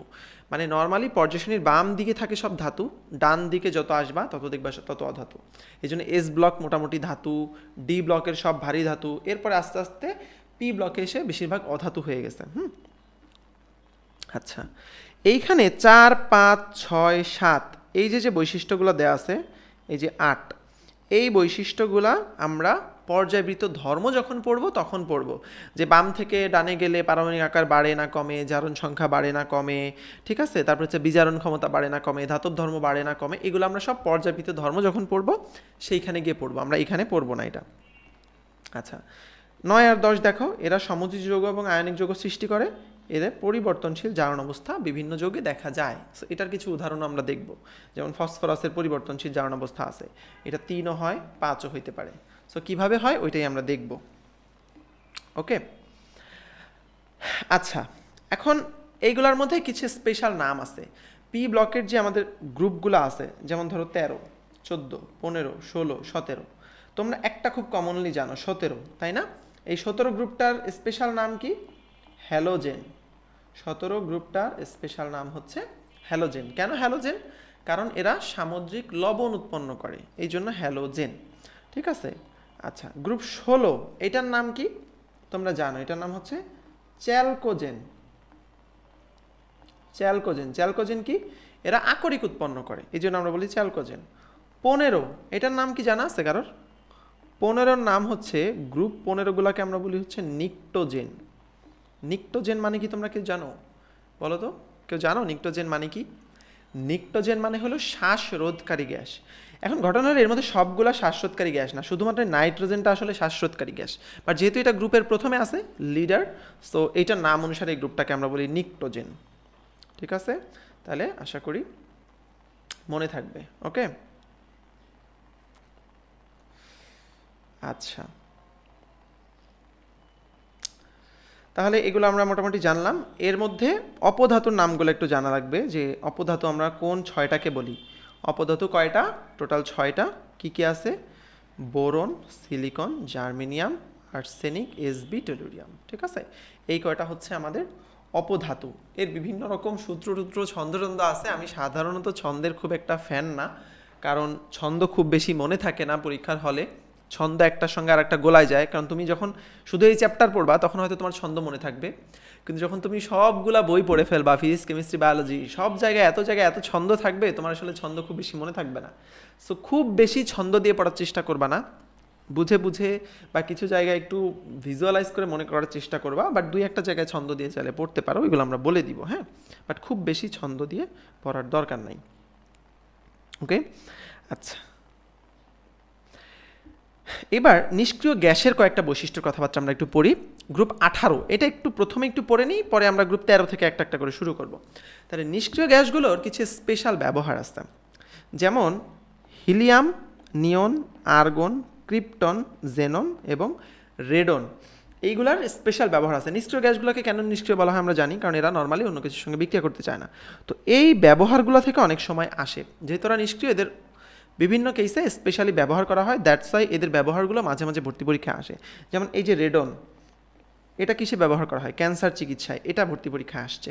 ঠিক আছে, তারপরে যে আর্গনের পরিমাণ কত, হ্যাঁ, এটা আসছে। তারপর বৈদ্যুতিক বাল্বে নিষ্ক্রিয় পরিবেশ রূপে আর্গন ব্যবহৃত হচ্ছে। এই টাইপের কোশ্চেনগুলো অনেক সময় চলে আসে, সো এটা একটু খুব ভালো করে পড়তে হবে। হ্যাঁ, হিলিয়ামকে আমরা ইউজ করি শ্বাস প্রশ্বাসের কাজে। কথা হলো ভাইয়া, শ্বাস প্রশ্বাসে তো আমরা নর্মালি অক্সিজেন ইউজ করি, তাহলে হিলিয়াম কোত্থেকে আসলো? যখন গভীর সমুদ্রে ডুবুরিরা কাজ করে, তখন শুধুমাত্র যদি তুমি অক্সিজেন দাও, এটা অনেক প্রবলেম ক্রিয়েট করে। হ্যাঁ, ওটা প্রেশারের কিছু প্রবলেম আছে, তোমার বডিতে ওইটা ডিজলভ হওয়ার কিছু প্রবলেম আছে। এই জন্য আমরা অক্সিজেন সিলিন্ডারে 80% ইউজ করি হিলিয়াম। ঠিক আছে, এবং 20% মাত্র ইউজ করি হচ্ছে অক্সিজেন। এই জন্য এটা একটু মাথায় রাখতে হবে যে আমরা গভীর সমুদ্র ডুবুরিদের জন্য কিন্তু অক্সিজেনের সঙ্গে হিলিয়াম গ্যাসটা ইউজ করি। নিয়ন তোমরা সবাই জানো, নিয়ন আলোর জন্য হচ্ছে ইউজ করা হয়, কারণ নর্মাল যে আলোগুলা কুয়াশার মধ্যে বা ধোঁয়া এরকম থাকলে দেখা যায় না, নিয়ন আলো কিন্তু অনেক দূর থেকে দেখা যায়। ঠিক আছে, উজ্জ্বল লাল বর্ণের জন্য বিমানের সিগন্যাল দেওয়ার ক্ষেত্রে, এয়ারপোর্টে অনেক জায়গায় নিয়ন আলো ইউজ করা হয়। ঠিক আছে, গেল। এরপর হচ্ছে আর্গন বললাম, একটা হচ্ছে বৈদ্যুতিক বাল্বে নিষ্ক্রিয় পরিবেশ রূপে ইউজ করা হয়, আর একটা হলো বায়ুতে নিষ্ক্রিয় গ্যাসের মধ্যে আর্গনের পরিমাণটা কত, এটা একটু জানতে হবে, 0.93%। ক্রিপ্টন জেনন হচ্ছে ফটোগ্রাফিক ফ্ল্যাশ বাল্ব, আর রেডন হচ্ছে ক্যান্সার চিকিৎসায়, ক্যান্সার কোষ ধ্বংসে।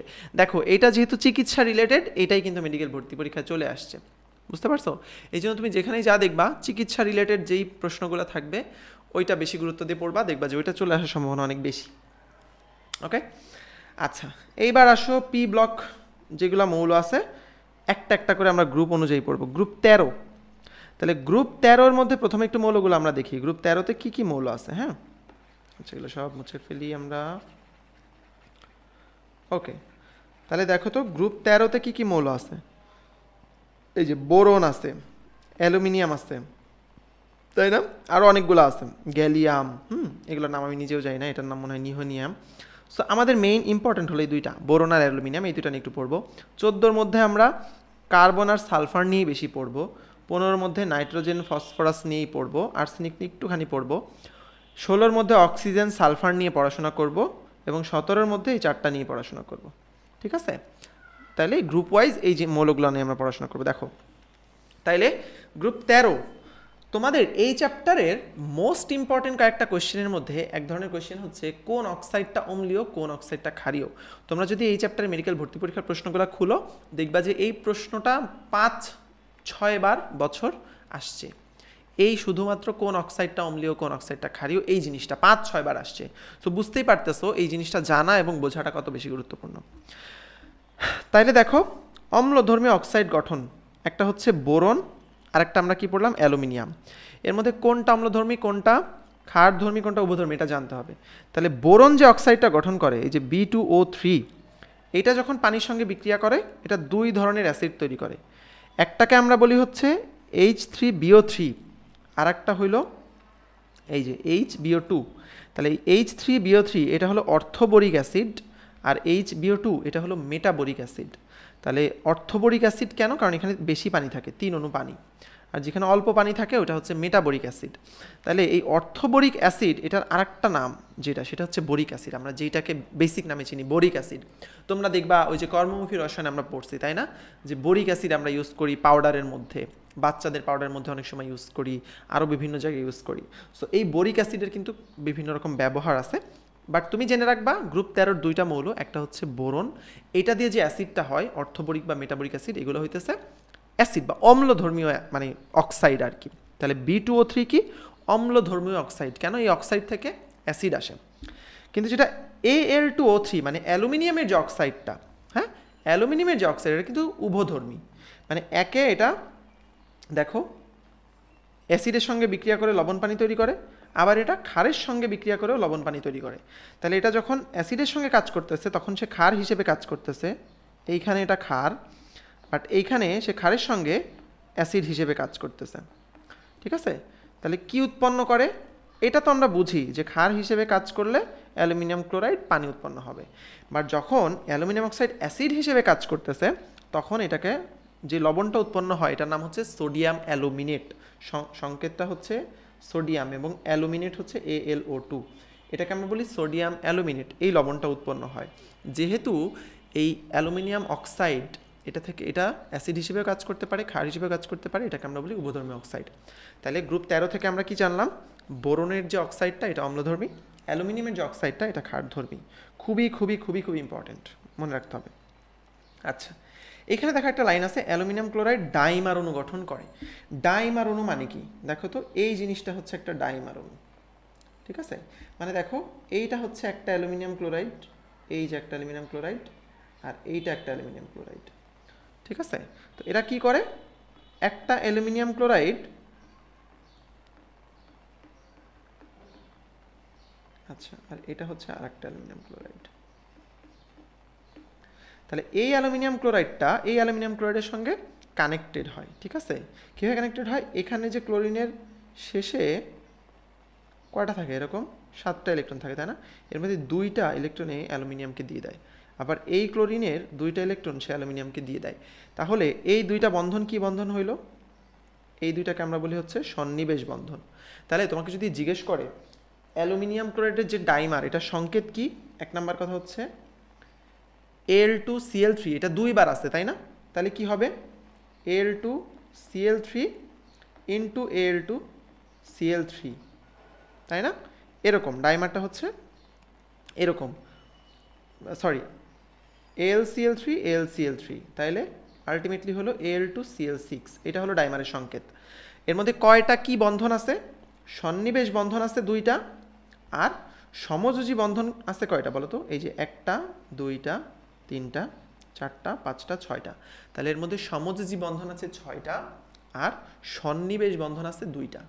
এটা কিন্তু মাথায় রাখাটা গুরুত্বপূর্ণ। ওকে?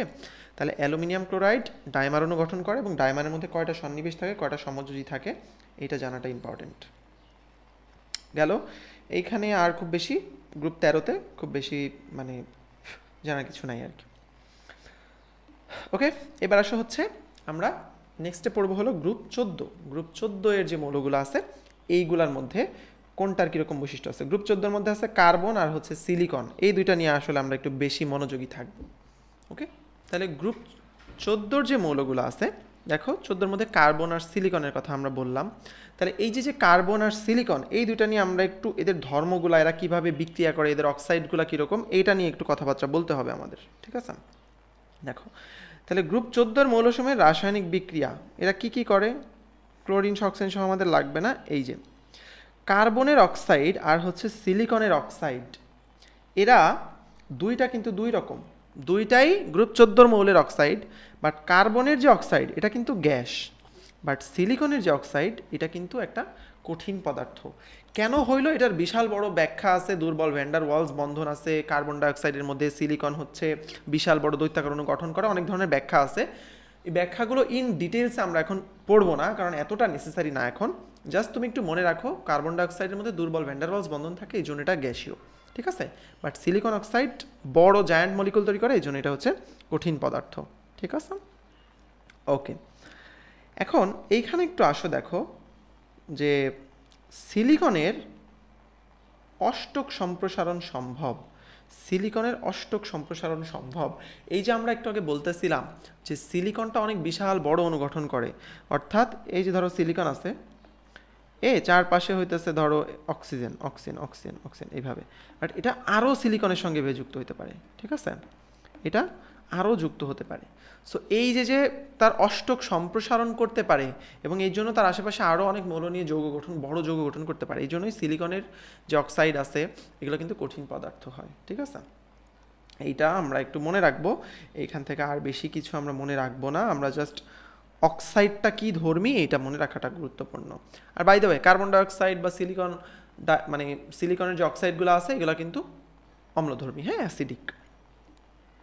আচ্ছা, এবার আসো হচ্ছে তাহলে গ্রুপ 14 গেল, এবার আসো হচ্ছে গ্রুপ 15। তাহলে গ্রুপ 15 এর কি নাম পড়ছি আমরা?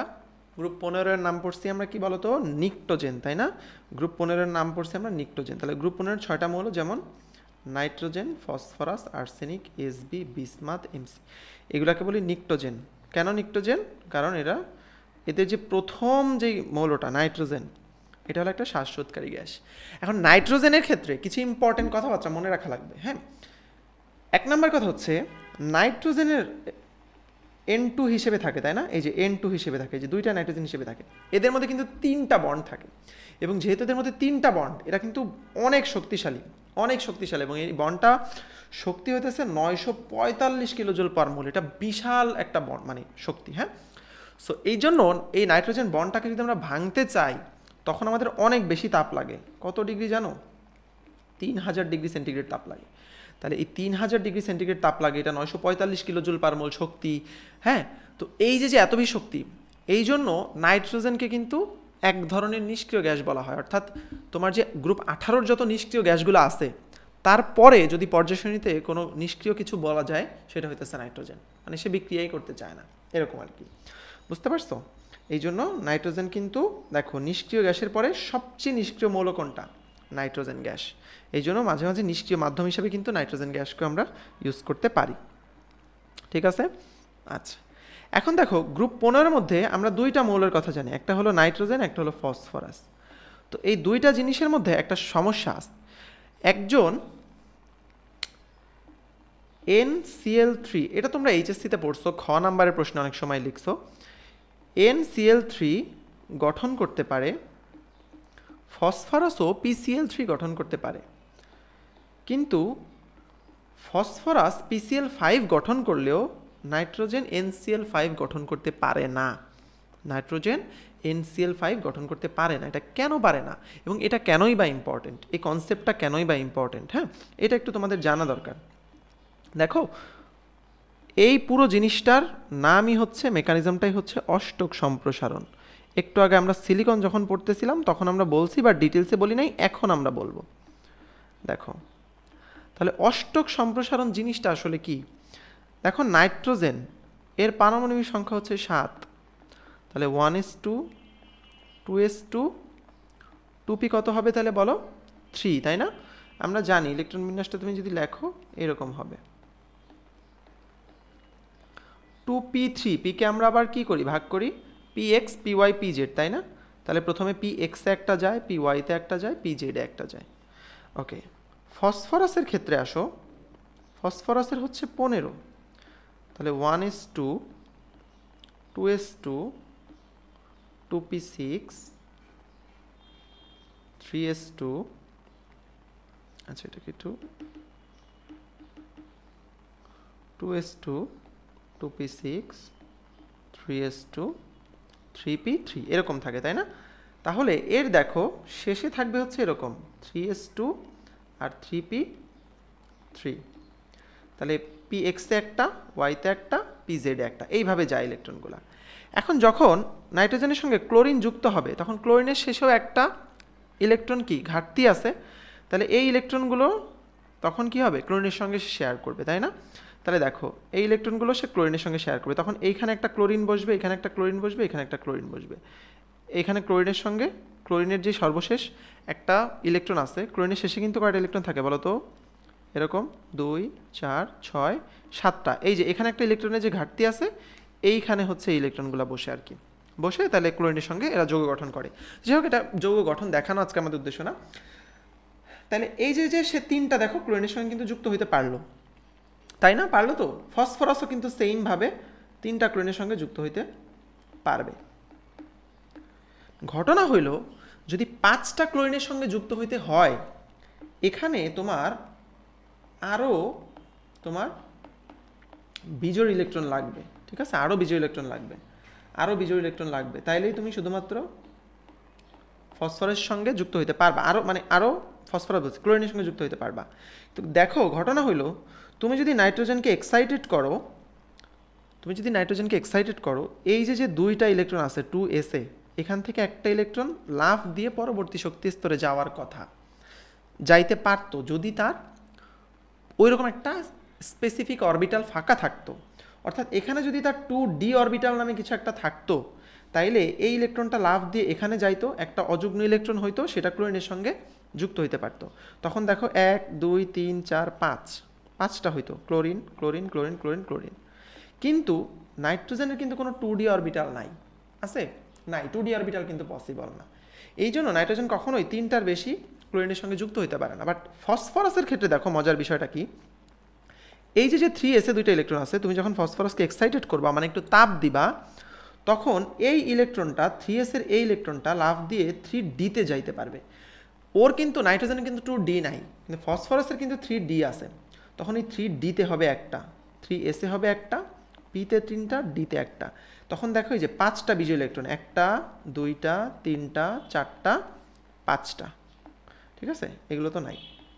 সো এই যে d অরবিটাল ফাঁকা থাকলে যে সুবিধাটা, যে তুমি একটা আরও 2টা স্পেশালি বিজোড় ইলেকট্রন বানাইতে পারতেছো। এইখানে একটা বানাইতে পারতেছো, যেখানে তুমি একটা এক্সট্রা ক্লোরিন যোগ করবা, এখানে একটা এক্সট্রা ক্লোরিন যোগ করবা।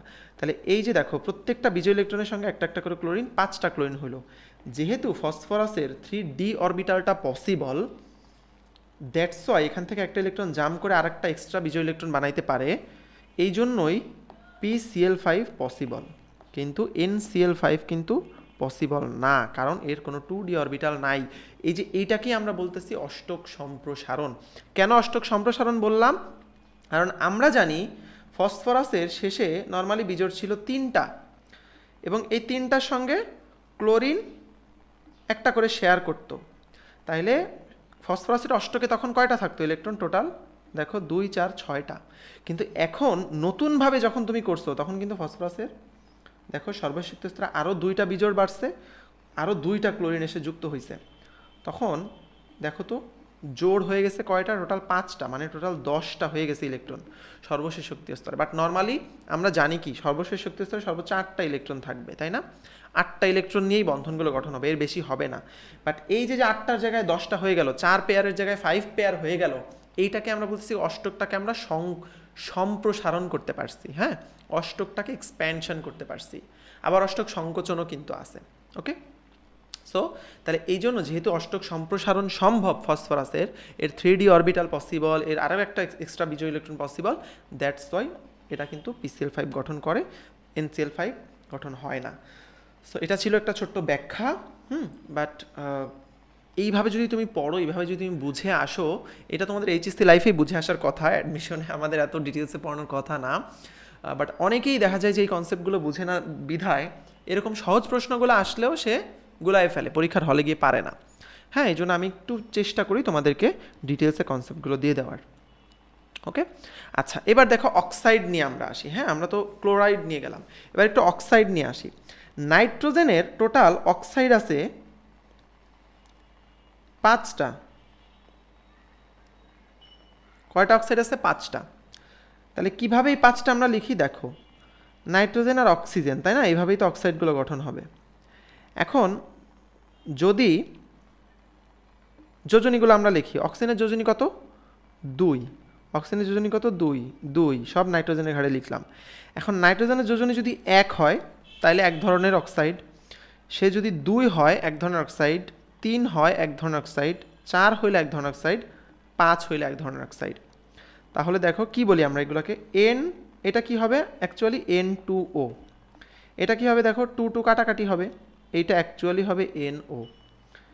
এটা কি হবে? N2O3।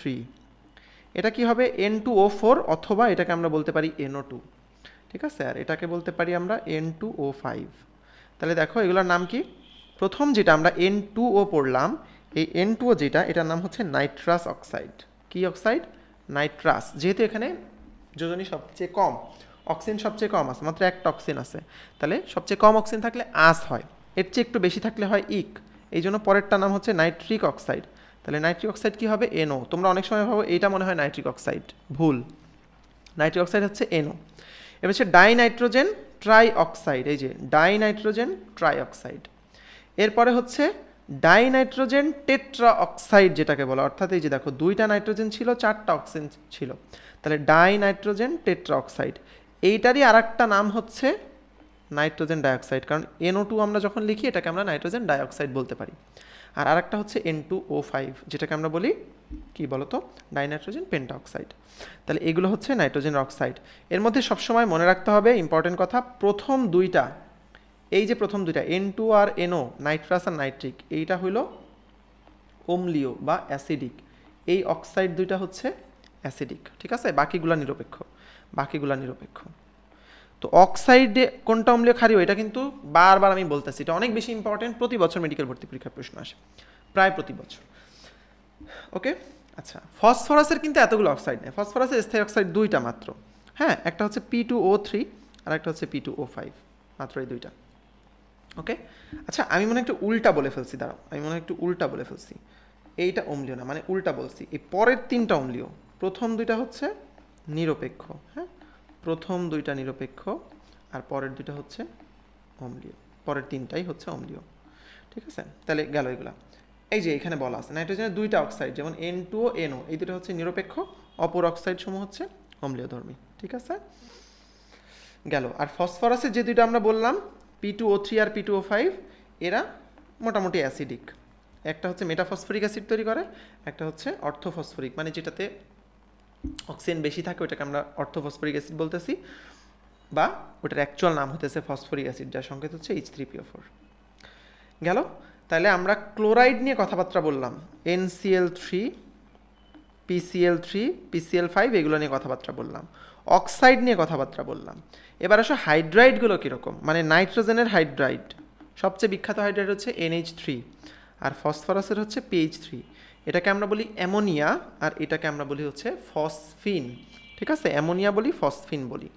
তাহলে এই অ্যামোনিয়া আর ফসফিনের মধ্যে এরা কিন্তু দেখো এই হাইড্রাইডগুলো কিন্তু আবার ক্ষারীয়, ঠিক আছে, আমরা জানি যে অ্যামোনিয়া একটা ক্ষার, সো এই হাইড্রাইডগুলো কিন্তু ক্ষারীয়, অক্সাইডগুলো অম্লীয় হতে পারে, নিরপেক্ষ হতে পারে, বাট হাইড্রাইডগুলা এরা কিন্তু ক্ষারীয়।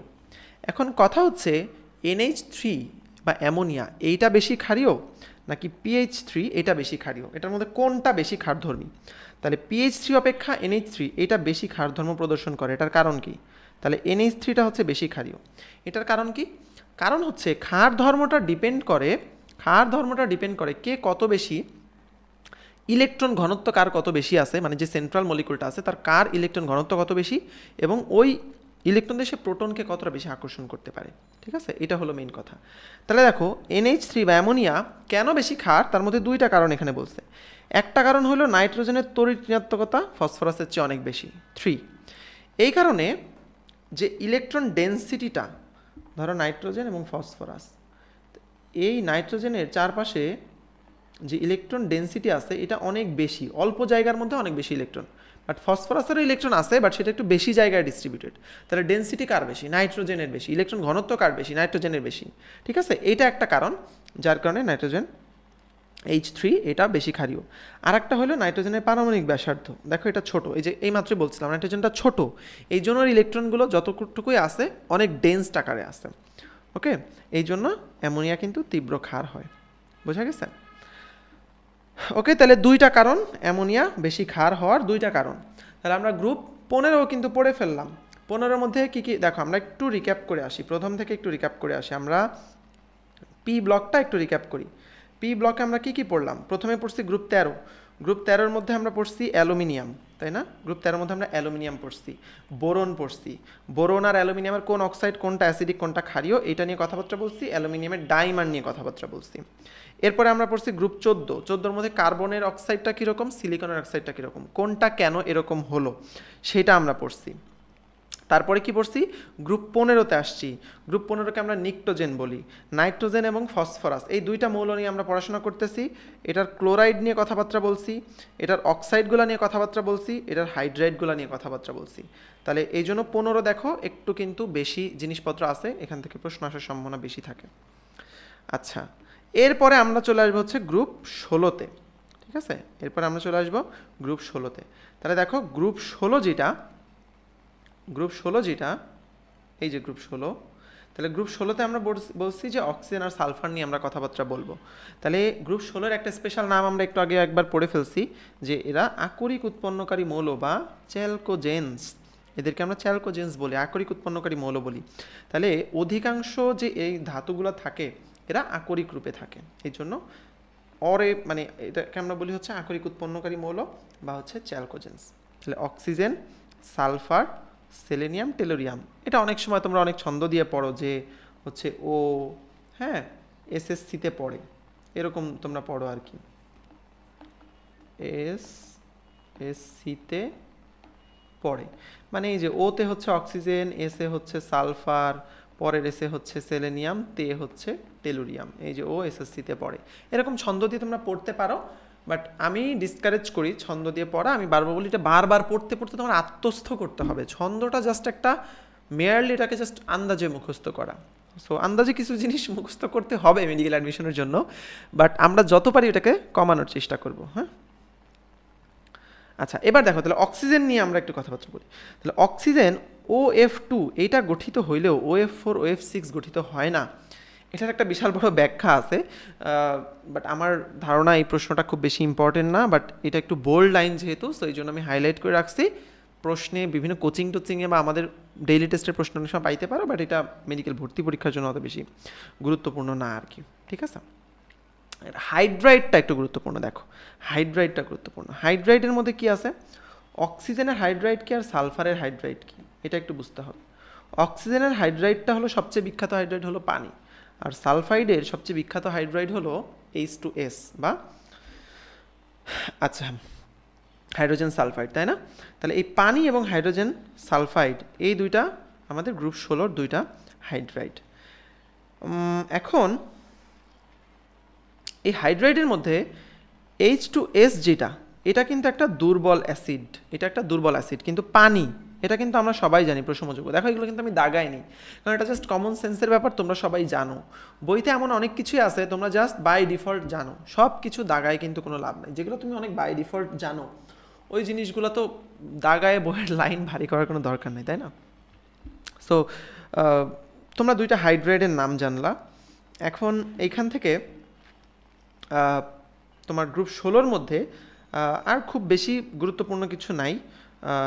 একটা জিনিস যেটা আছে সালফারের ক্ষেত্রে একটু জানতে হয়, সেটা হলো সালফারের দুইটা অ্যাসিড কিন্তু আছে, একটা হলো সালফিউরাস অ্যাসিড, একটা হলো সালফিউরিক অ্যাসিড, তাই না? কোনটা কি, সংকেতটা কি, এটা একটু জেনে রাখবা। H2SO3 এই যে অক্সিজেন কম আছে, আর H2SO4 যেটা অক্সিজেন বেশি আছে। আমি বারবার বলছি অক্সিজেন কম থাকলে সালফিউরাস, অক্সিজেন বেশি থাকতে সালফিউরিক। হ্যাঁ, সালফিউরিক অ্যাসিড। তাহলে দুইটা অ্যাসিড আমরা পড়লাম। এবারে আমরা নেক্সট পড়বো হচ্ছে গ্রুপ 17। হ্যাঁ, তাহলে গ্রুপ 16 শেষ, আমাদের গ্রুপ 17 আর 18 এই দুটা পড়লে আমাদের মোটামুটি পি ব্লকের পড়াশোনা কিন্তু শেষ হয়ে যাবে। ওকে, অলরাইট। তাহলে গ্রুপ 17-র যে মৌলগুলো আছে, হ্যাঁ গ্রুপ 17-র যে মৌলগুলো, এটার ভৌত আর রাসায়নিক ধর্মগুলো আমরা একটু পড়ি। দেখো 17 আমরা জানি এটার স্পেশাল নাম কি, এটার স্পেশাল নাম হচ্ছে হ্যালোজেন, এবং এর মধ্যে কি কি আছে, ফ্লোরিন, ক্লোরিন, ব্রোমিন, আয়োডিন, চারটা আছে। এখন এই চারটা নিয়ে কিছু স্পেশাল কথাবার্তা আমি একবারে বলে দিচ্ছি, একবারে মনে রাখবা, গুছায় মনে রাখবা। ঠিক আছে, গুছায় মনে রাখবা। দেখো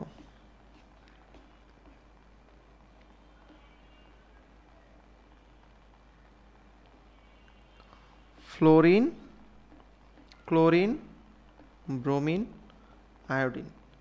এর মধ্যে ফ্লোরিন এবং ক্লোরিন এই দুইটাই হচ্ছে কি গ্যাসীয়, ঠিক আছে, এই দুইটাই হচ্ছে গ্যাস।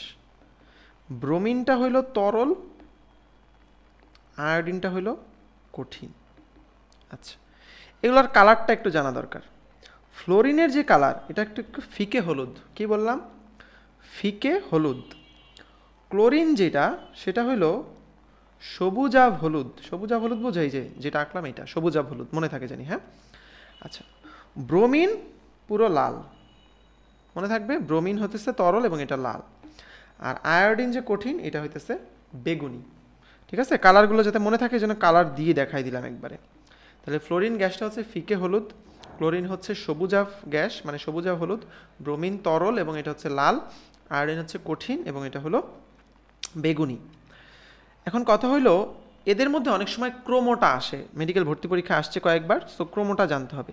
এদের মধ্যে তড়িৎ ঋণাত্মকতার ক্রম কী, সক্রিয়তার ক্রম কী, হ্যাঁ, ইলেকট্রন আসক্তির ক্রমটা কী, এইগুলো জানতে হবে। সবসময় মনে রাখবা জেনারেল ক্রমটা হচ্ছে ফ্লোরিন, ক্লোরিন, ব্রোমিন, আয়োডিন। মানে যদি এরা সিঙ্গেল শুধু হ্যালোজেনটা থাকে তাহলে ফ্লোরিন, ক্লোরিন, ব্রোমিন, আয়োডিন। অর্থাৎ যদি তড়িৎ ঋণাত্মকতার ক্রম বলে অথবা সক্রিয়তার ক্রম বলে, তাহলে সবচেয়ে বেশি তড়িৎ ঋণাত্মক বা সবচেয়ে বেশি সক্রিয় হচ্ছে ফ্লোরিন, তারপরে ক্লোরিন, তারপরে ব্রোমিন, তারপরে আয়োডিন। যদি আকারের ক্রম বলে জাস্ট উল্টা, আয়োডিন হলো সবচেয়ে বড়, এটা তো তোমরা বুঝোই, কারণ দেখো ফ্লোরিনের নিচের গ্রুপ হইতে মানে নিচের পর্যায়ে হচ্ছে ক্লোরিন, তার নিচে হচ্ছে ব্রোমিন, তার নিচে হচ্ছে আয়োডিন, তাহলে এদের পর্যায়ে একটা একটা করে বাড়ছে, আকার সবচেয়ে বড় হয়েছে আয়োডিনের, এটা তো বোঝাই যায়। এখন যদি ইলেকট্রন আসক্তির কথা আসে তখন এই ক্রমে জাস্ট একটা চেঞ্জ আসবে, এই ক্লোরিনটা আসবে সামনে, বাকি সব সেম থাকবে, ক্লোরিন, ফ্লোরিন, ব্রোমিন, আয়োডিন। এটা জাস্ট ইলেকট্রন আসক্তির ক্ষেত্রে। তাহলে তড়িৎ ঋণাত্মকতা সক্রিয়তার ক্ষেত্রে একটা ক্রম, ইলেকট্রন আসক্তির ক্ষেত্রে এইটা ক্রম। ওকে, আচ্ছা। এরপরে আসে হচ্ছে এইগুলার হাইড্রাইডগুলা, সেইগুলার ক্রম আসে, যেমন hydrogen fluoride, hydrogen chloride, hydrogen bromide, hydrogen iodide, এইগুলার সক্রিয়তার ক্রম আসে। ঠিক আছে, তখন কিন্তু এটা হয়ে যাবে উল্টা, তখন কিন্তু এই হাইড্রোজেন আয়োডাইড এটা সবচেয়ে বেশি সক্রিয় হবে। হ্যাঁ, সো এটা আমরা আরও আসবে সামনে, তখন আমরা পড়ব। বাট দেখো এই যে ভ্যান্ডার ওয়ালস আকর্ষণ বলের বৃদ্ধিক্রম, আয়োডিন সবচেয়ে বেশি, এই জন্য কিন্তু ভ্যান্ডার ওয়ালসের আকর্ষণ বেশি বলেই আয়োডিনটা কঠিন হয়, ওই জন্য ওইটার আকার বড়। সো সব কিছুই কিন্তু ওইটা দিয়ে, কিন্তু তোমরা সাধারণ ক্রমটা মনে রাখবা ফ্লোরিন, ক্লোরিন, ব্রোমিন, আয়োডিন, কারণ ওটা বেশি আসে, তড়িৎ ঋণাত্মকতা আসে, হ্যাঁ, ইলেকট্রন আসক্তি আসে, এগুলো আসে। আচ্ছা, এই যে দেখো এইচ এক্স গঠন বা হাইড্রোজেন হ্যালাইড গঠন যেটাকে আমরা বলি, এগুলো কিন্তু অ্যাসিড সবগুলো, হ্যাঁ, HCl, HF এগুলো। তাহলে দেখো যে এদের হাইড্রো অ্যাসিডগুলোর শক্তির ক্রম যখন বলবে তখনই কিন্তু উল্টা হয়ে যাবে, মানে তখন আয়োডিনটা আগে চলে আসবে, হাইড্রোজেন আয়োডাইড আগে, ব্রোমাইড তারপরে, তারপরে ক্লোরাইড, তারপরে ফ্লোরাইড। এই জন্য কিন্তু মনে রাখতে হবে এই জিনিসটা, সো এটা খুব খুব খুব খুব ইম্পর্টেন্ট। ওকে, আচ্ছা। ক্লোরিন অসামঞ্জস্যতা বিক্রিয়া ঘটায়, অসামঞ্জস্যতা বিক্রিয়া আমরা অন্য একটা চ্যাপ্টারে আরও ডিটেলসে পড়বো, এই চ্যাপ্টারে ডিটেলস পড়া আমাদের দরকার নাই। ক্লোরিন জারক বিজারক উভয় রূপে কাজ করে, এটা একটা জাস্ট আলাদা একটা ইনফরমেশন, জাস্ট জেনে রাখতে পারো। তাহলে এইটা হচ্ছে আমাদের ছিল গ্রুপ 17 মৌল। 17 মৌলের মেইন কথাবার্তা হইতেছে যে ফ্লোরিন, ক্লোরিন, ব্রোমিন, আয়োডিন এগুলো কোনটা কি, কোনটা কি ধরনের কালার দেয়, এদের ক্রোমোটা কি, এটা বেশি ইম্পর্টেন্ট। ঠিক আছে, এবং এদের হাইড্রাসিডগুলো যে আছে ওইটার ক্রোমোটা কি, তাহলে এই জিনিস কয়টা এখান থেকে বেশি ইম্পর্টেন্ট।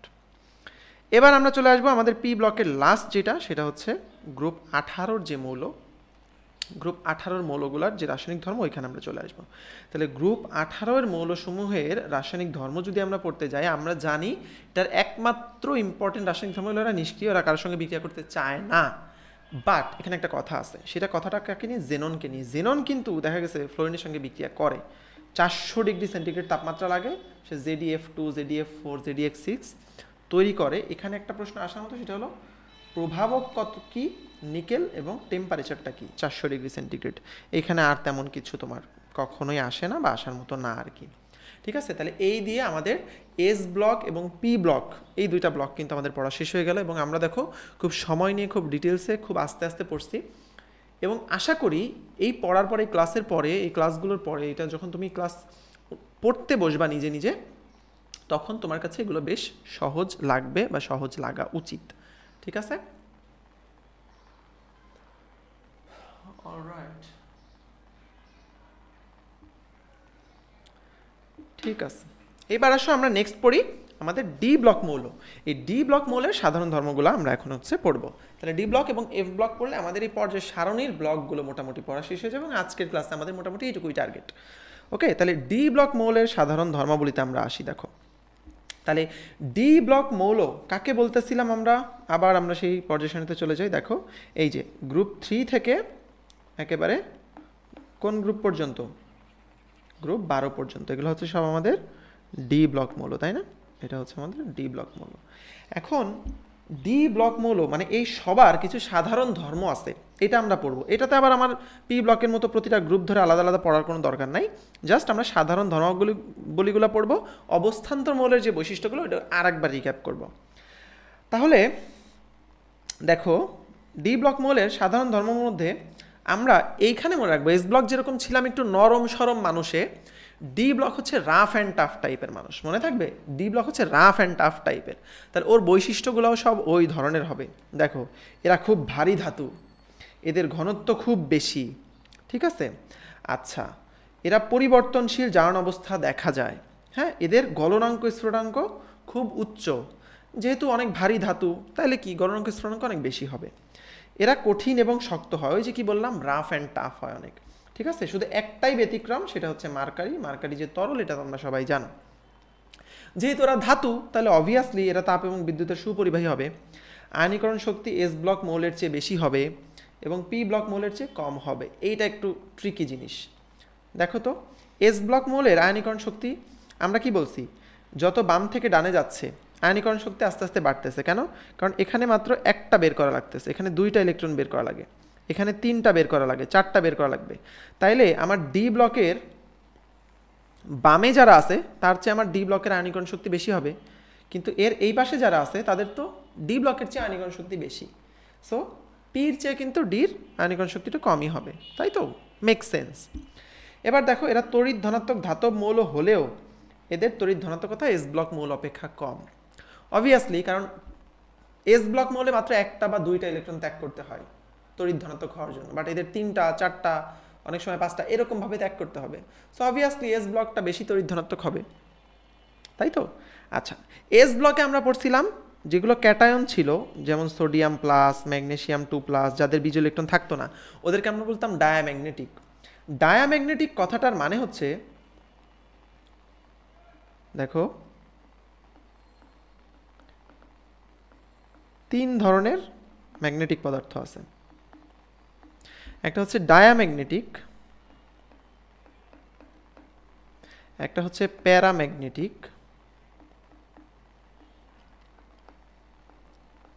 একটা হচ্ছে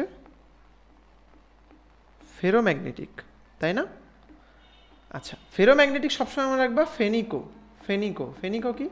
এই 3টা আয়রন, নিকেল, কোবাল্ট, এই 3টা এক্সট্রিমলি মানে চুম্বকীয়, এই জন্য এটাকে ফেরোম্যাগনেটিক বলা হয়। প্যারাম্যাগনেটিক হচ্ছে আংশিক চুম্বকীয়, ঠিক আছে? আংশিক চুম্বক ধর্ম আছে।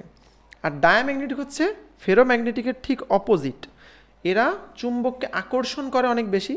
আর ডায়াম্যাগনেটিক যেগুলা, যেমন যাদের কোনো বিজোড় ইলেকট্রন থাকে না শেষে, ঠিক আছে? হ্যাঁ, যেমন স্ক্যান্ডিনিয়াম 3 প্লাস, তাহলে এগুলার যেহেতু বিজোড় ইলেকট্রন থাকবে না ওইগুলাকে আমরা বলি হচ্ছে ডায়াম্যাগনেটিক। আর যেগুলার দেখো এই যে ডি ব্লকের মৌলসমূহ সাধারণত প্যারাম্যাগনেটিক হয়, অর্থাৎ এদের চুম্বক ক্ষেত্র দ্বারা আকর্ষিত, কারণ এদের ডি অরবিটালে বিজোড় ইলেকট্রন থাকে। আমরা কি পড়ছি, ডি 1 থেকে 9 পর্যন্ত, এদের মধ্যে দেখো 1, 3, 5, 7, 9 এগুলো কিন্তু সব বিজোড় ইলেকট্রন। তাহলে যাদের যত বিজোড় ইলেকট্রন আছে সবারই কিন্তু প্যারাম্যাগনেটিক ধর্ম আছে। অর্থাৎ মেইন কথা হইল, যদি বিজোড় ইলেকট্রন থাকে কারোর তখনই সে প্যারাম্যাগনেটিক হবে, বিজোড় ইলেকট্রন না থাকলে সে বিকর্ষণ করবে, অর্থাৎ ডায়াম্যাগনেটিক চুম্বককে বিকর্ষণ করবে। আর ফেরোম্যাগনেটিক অনেক বেশি চুম্বক আকর্ষী। ওকে, এইটাই হচ্ছে মেইন কনসেপ্ট। ওকে, মানে ফেরোম্যাগনেটিকগুলো এতই চুম্বকে এদেরকে চুম্বকে কনভার্ট করা যাবে, যেমন আয়রন বা কোবাল্ট এগুলোকে চুম্বকে পরিণত করা যায়। এখন কথা হচ্ছে ডি ব্লকের মৌলগুলা প্যারাম্যাগনেটিক তো আমরা বললাম, কারণ এদের বিজোড় ইলেকট্রন থাকে, কিন্তু ডি ব্লকের আয়নগুলা কি প্যারাম্যাগনেটিক? এটা দেখো তো, মাথায় রাখো। যেমন স্ক্যান্ডিনিয়াম আয়ন, হ্যাঁ 3 প্লাস, এটা কি প্যারাম্যাগনেটিক না ডায়াম্যাগনেটিক বলো তো? এই আয়নটা কিন্তু ডায়াম্যাগনেটিক। কেন বলো তো? কারণ এই যে 3 প্লাস যখন তুমি বানায় ফেলছো, স্ক্যান্ডিনিয়াম ছিল এরকম 1s2 2s2 2p6 3s2 3p6 4s2 3d1। যখন এটাকে তুমি 3+ বানায় ফেলছো, দেখো এই 3টা ইলেকট্রনকে কিন্তু তুমি বের করে দিছো। এখন আর কিন্তু তোমার কোনো বিজোড় ইলেকট্রন এখানে নাই। এই জন্য এই আয়নটা কিন্তু তখন ডায়াম্যাগনেটিক হয়ে যাবে। এই জন্যই দেখো এখানে ব্যতিক্রম একটা লিস্ট দিছে, স্ক্যান্ডিনিয়াম 3+, টাইটেনিয়াম 4+, জিঙ্ক 2+, কপার প্লাস। এরা কিন্তু সবাই কারোর শেষে বিজোড় ইলেকট্রন নাই, দ্যাটস এরা ডায়াম্যাগনেটিক। বাট এরা যখন নিজে একলা আছে, যখন স্ক্যান্ডিনিয়ামে একলা আছে, কোনো আয়ন টায়ন কিছু না, ওর কিন্তু শেষে 3d1 আছে, এই জন্য সে কিন্তু বিজোড় ইলেকট্রন আছে, এই জন্য সে কিন্তু তখন প্যারাম্যাগনেটিক। এই জন্য বুঝতে হবে স্ক্যান্ডিনিয়াম সে প্যারাম্যাগনেটিক, বাট তার আয়ন এটা কিন্তু ডায়াম্যাগনেটিক। এটা অনেকে ভুল করে, প্যাচ লাগায় ফেলে। আশা করি এখন কোনো প্যাচ লাগবে না। ওকে, ডি ব্লক থেকে সংকর ধাতু তৈরি করা যায়। অবস্থান্তর মৌল বলা হয় কাদেরকে, এটা আমরা অলরেডি জানি, এটা নিয়ে আমাদের পড়াশোনা দরকার নাই আর।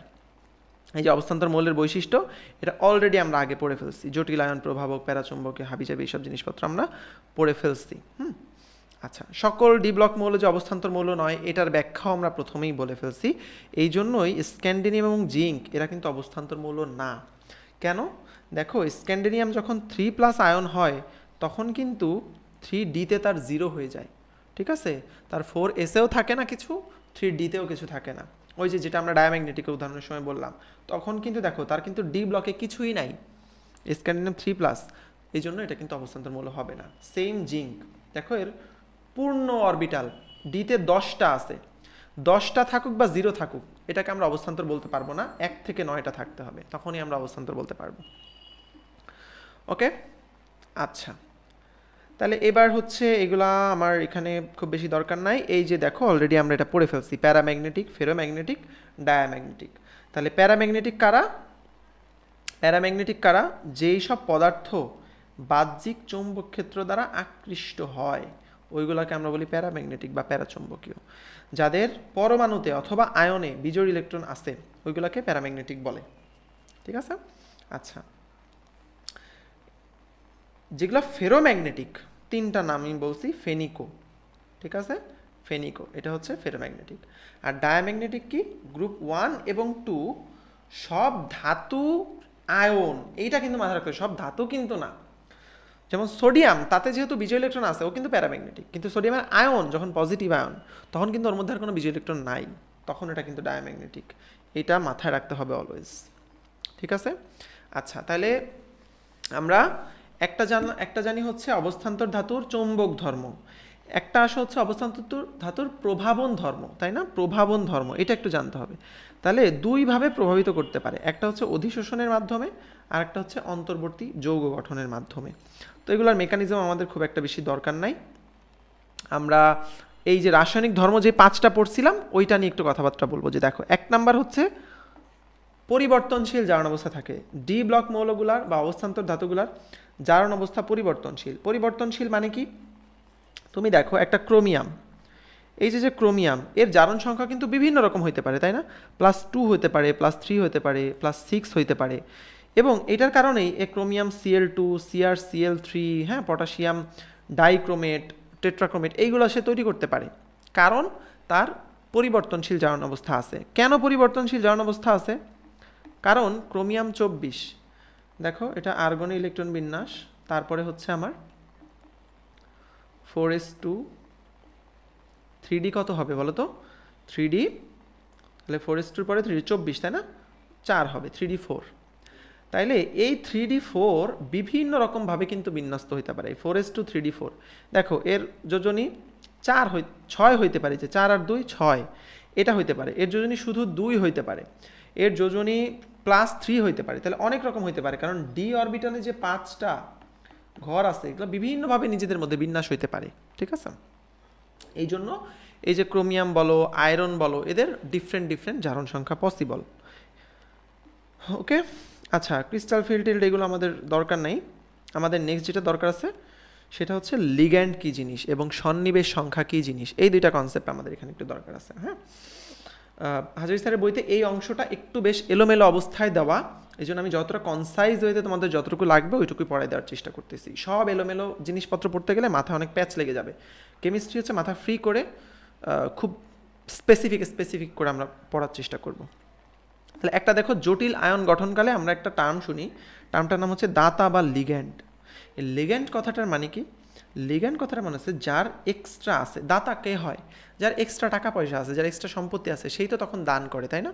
তাহলে এই যে অ্যামোনিয়া দেখো, এই নাইট্রোজেনের 2টা এক্সট্রা ইলেকট্রন দান করার মতো আছে। এই যে পানি, এর যে অক্সিজেন, এর কিন্তু এক্সট্রা ইলেকট্রন আছে। ক্লোরিন, তার এক্সট্রা ইলেকট্রন আছে। সায়ানাইড, তার এক্সট্রা ইলেকট্রন আছে। এগুলো সে দান করতে পারে। এই জন্য বিভিন্ন যৌগ গঠনকালে যার একেবারেই অভাব, তার ইলেকট্রন দান করার মতো মানে ত্যাগ করার মতো তো নাই, শেয়ার করার মতো ইলেকট্রন নাই, তখন এরা তাদের 2টা ইলেকট্রনই দিয়ে দেয়। শেয়ারের কথাবার্তা কি বলো তো? শেয়ারের প্রধান প্রিন্সিপাল হলো তুমি একটা দিবা, আমি একটা দিব, দিয়ে একটা বন্ধন গঠন করব। কিন্তু ধরো প্রোটন, এই যে প্রোটন, এই লোকের কি কিছু আছে? কোনো ইলেকট্রন আছে? নাই। এর একটা ইলেকট্রন ছিল, সেটা দান করে দিয়ে সে প্রোটন হয়ে গেছে। এখন এই প্রোটন যদি কারোর সঙ্গে যৌগ গঠন করতে চায়, তখন কি তার শেয়ার করার মতো কিছু আছে? নাই। কিন্তু এই অ্যামোনিয়া, এ হলো দাতা, এ বলতেছে ভাই তোমার কিছু দেওয়ার দরকার নাই, আসো আমরা এমনি বন্ধন গঠন করব। আমার নিজেরই 2টা ইলেকট্রন এক্সট্রা আছে, এই 2টাই আমি তোমাকে দিয়ে দিব, মানে তুমি আমার মতো মানে এটাকে নিজের মতো করে ব্যবহার করতে পারবা। তখন এই যে যে বন্ধনটা গঠন হয়, এটাকে আমরা বলি সন্নিবেশ বন্ধন। এবং সন্নিবেশ বন্ধনে যেই মৌল বা যেই যৌগমূলক বা যেই মূলক যেই এই এক্সট্রা ইলেকট্রনটাকে ডোনেট করে, এটাকে আমরা বলি লিগ্যান্ড বা দাতা। বোঝা গেছে? এরপরে আর কখনো লিগ্যান্ড বা দাতা নিয়ে যাতে কোনো কনফিউশন না থাকে, ঠিক আছে? আর এই সন্নিবেশ বন্ধন গঠনের সময় যে কয়টা ইলেকট্রন পেয়ার দান করে, ওই ইলেকট্রন পেয়ারকে বলে সন্নিবেশ সংখ্যা। যেমন এই NH3H+, এটা দিয়ে আমাদের অ্যামোনিয়া গঠিত হয়, হ্যাঁ, অ্যামোনিয়াম প্লাস আয়নটা হয়। তাহলে এইখানে সন্নিবেশ সংখ্যা তো 1, কারণ 1 পেয়ার ইলেকট্রন সে দান করছে, এই জন্য এখানে সন্নিবেশ সংখ্যা হচ্ছে 1, ঠিক আছে? তো এরকম দেখবা, এই যে দেখো হেক্সাস আয়ন ও ফেরেট আয়ন, হ্যাঁ, এগুলো এত জটিল জিনিসপত্র তোমাদের কখনো আসে না, বাট এই Fe2+ আয়নকে সায়ানাইডরা কি করে? 6 পেয়ার ইলেকট্রন দেয়, 1 2 3 4 5 6 পেয়ার ইলেকট্রন দেয়, ঠিক আছে? তাহলে এই যে 6 পেয়ার ইলেকট্রন যেহেতু ডোনেট করে, এই জন্য এর সন্নিবেশ সংখ্যা হয় 6। ওকে, আচ্ছা, এরপরে আমরা চলে আসি আমাদের ডি ব্লক মৌলের। এখানে মোটামুটি আমাদের সব কিছু পড়া হয়ে গেছে। এরপরে আমরা চলে আসবো হচ্ছে আমাদের এফ ব্লক মৌলে। তাহলে ডি ব্লক মৌল যদি আমি একটু রিক্যাপ করতে চাই, তাহলে আমরা কি কি বলতে পারি যে ডি ব্লকে আমরা কি কি পড়ে ফেলছি অলরেডি। ডি ব্লকে কোথা থেকে কত এটা আমরা পড়ছি, কোনগুলো ডায়াম্যাগনেটিক প্যারাম্যাগনেটিক এগুলো পড়ছি। ডি ব্লকের মৌলগুলার সাধারণ যে ধর্ম, রাফ টাফ যে ধর্মগুলা, ভারী ধাতু, গলনাঙ্ক স্ফুটনাঙ্ক বেশি, হ্যাঁ, এগুলো পড়ছি। প্লাস অবস্থান্তরের যে বৈশিষ্ট্যগুলো আছে ওগুলো আমরা পড়ছি। পরিবর্তনশীল যোজ্যতা থাকে, জটিল যৌগ গঠন করে, রঙিন যৌগ গঠন করে, প্রভাবন ধর্ম আছে, এবং এরা কি পরিবর্তনশীল জারণ সংখ্যা, অবভিয়াসলি এটাও মনে রাখতে হবে। সো এই যে যে ধর্মগুলো, এগুলো খুবই খুবই বেশি ইম্পর্টেন্ট, অনেক সময় আসে। আচ্ছা, এবার আসা হচ্ছে ল্যান্থানাইড আর হচ্ছে অ্যাক্টিনাইড সিরিজ, মানে আমাদের এফ ব্লকের দিকে আমরা চলে আসছি। এবং এইটুকু পড়লে আমাদের মোটামুটি আজকের ক্লাস শেষ হয়ে যাবে। বেশ লম্বা একটা ক্লাস, কিন্তু আশা করি আমি তোমাদের জন্য ক্লাসটাকে প্যালাটেবল করতে পারছি। আশা করি ক্লাসে যা যা আমি পড়াইছি তোমরা বুঝতে পারছো এবং এগুলো তোমাদের মনে থাকবে। হ্যাঁ, বাসায় খুব কষ্ট করে পড়তে হবে না ইনশাল্লাহ।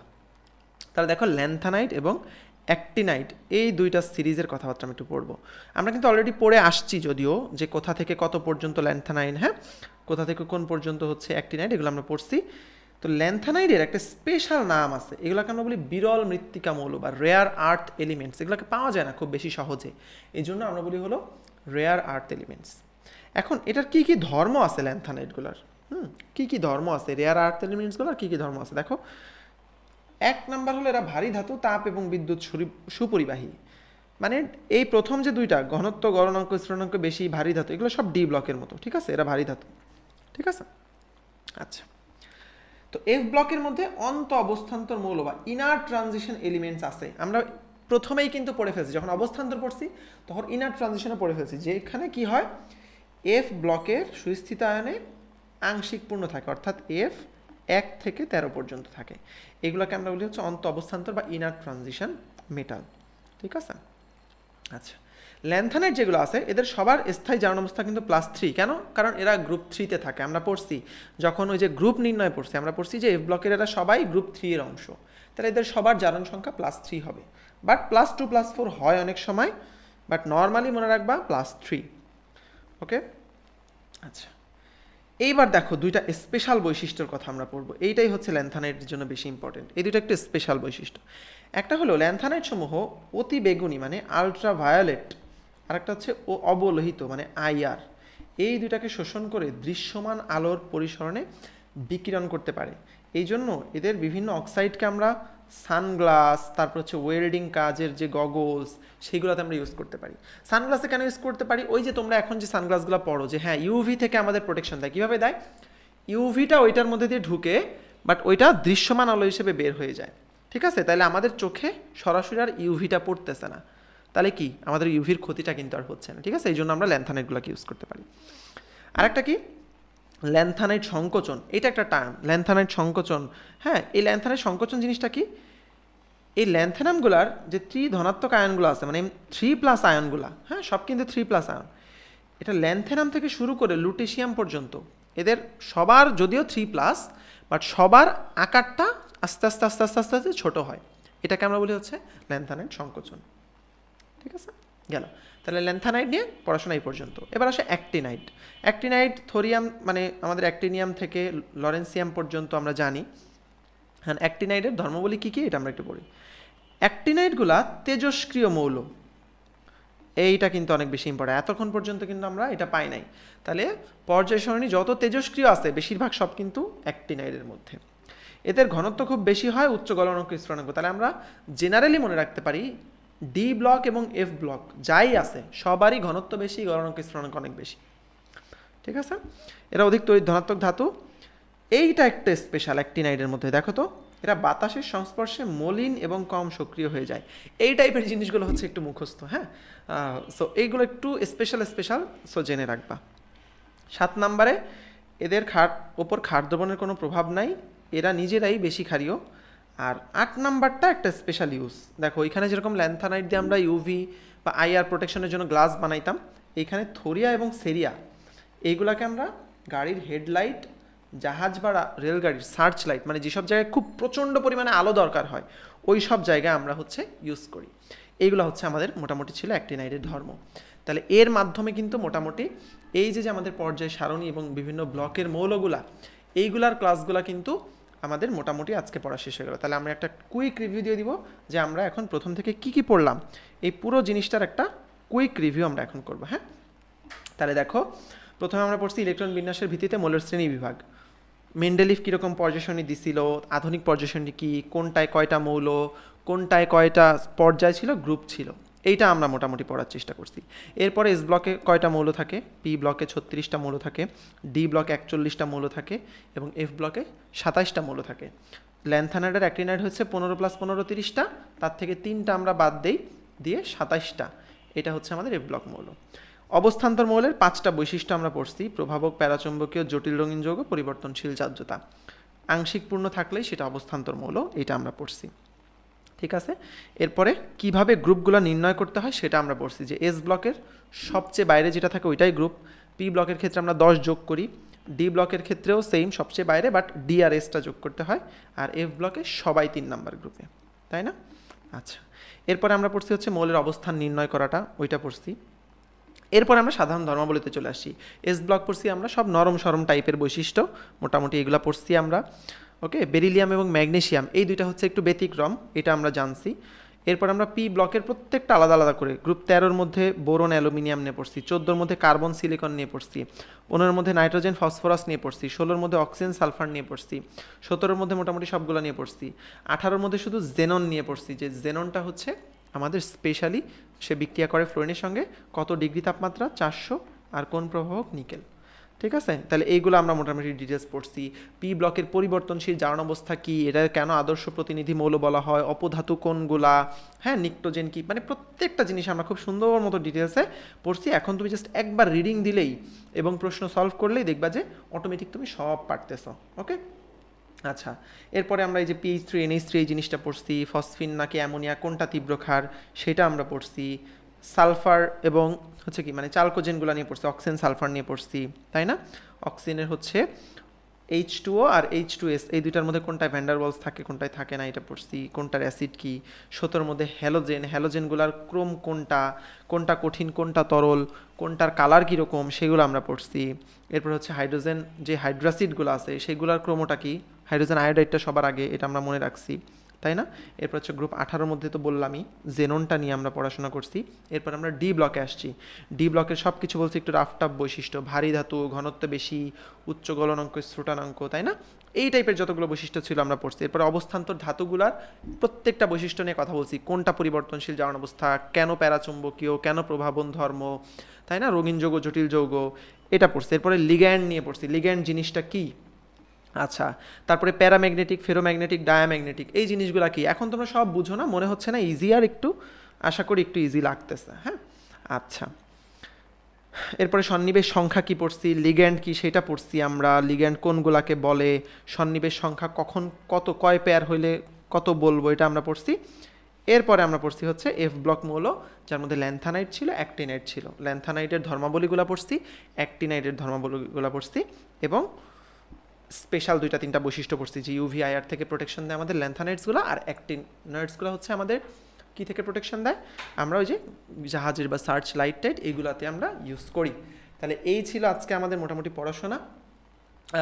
আশা করি তোমাদের একটু হইলেও সহজ লাগবে এখন, এবং মোটামুটি হচ্ছে আমাদের চেষ্টা থাকে সবসময় যাতে তুমি খুব ইজিলি এই চ্যাপ্টারের এই কঠিন বিষয়গুলা খুব সহজে বুঝতে পারো, ঠিক আছে?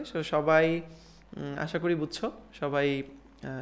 আমরা নেক্সট ক্লাসে অন্য টপিকগুলো পড়বো।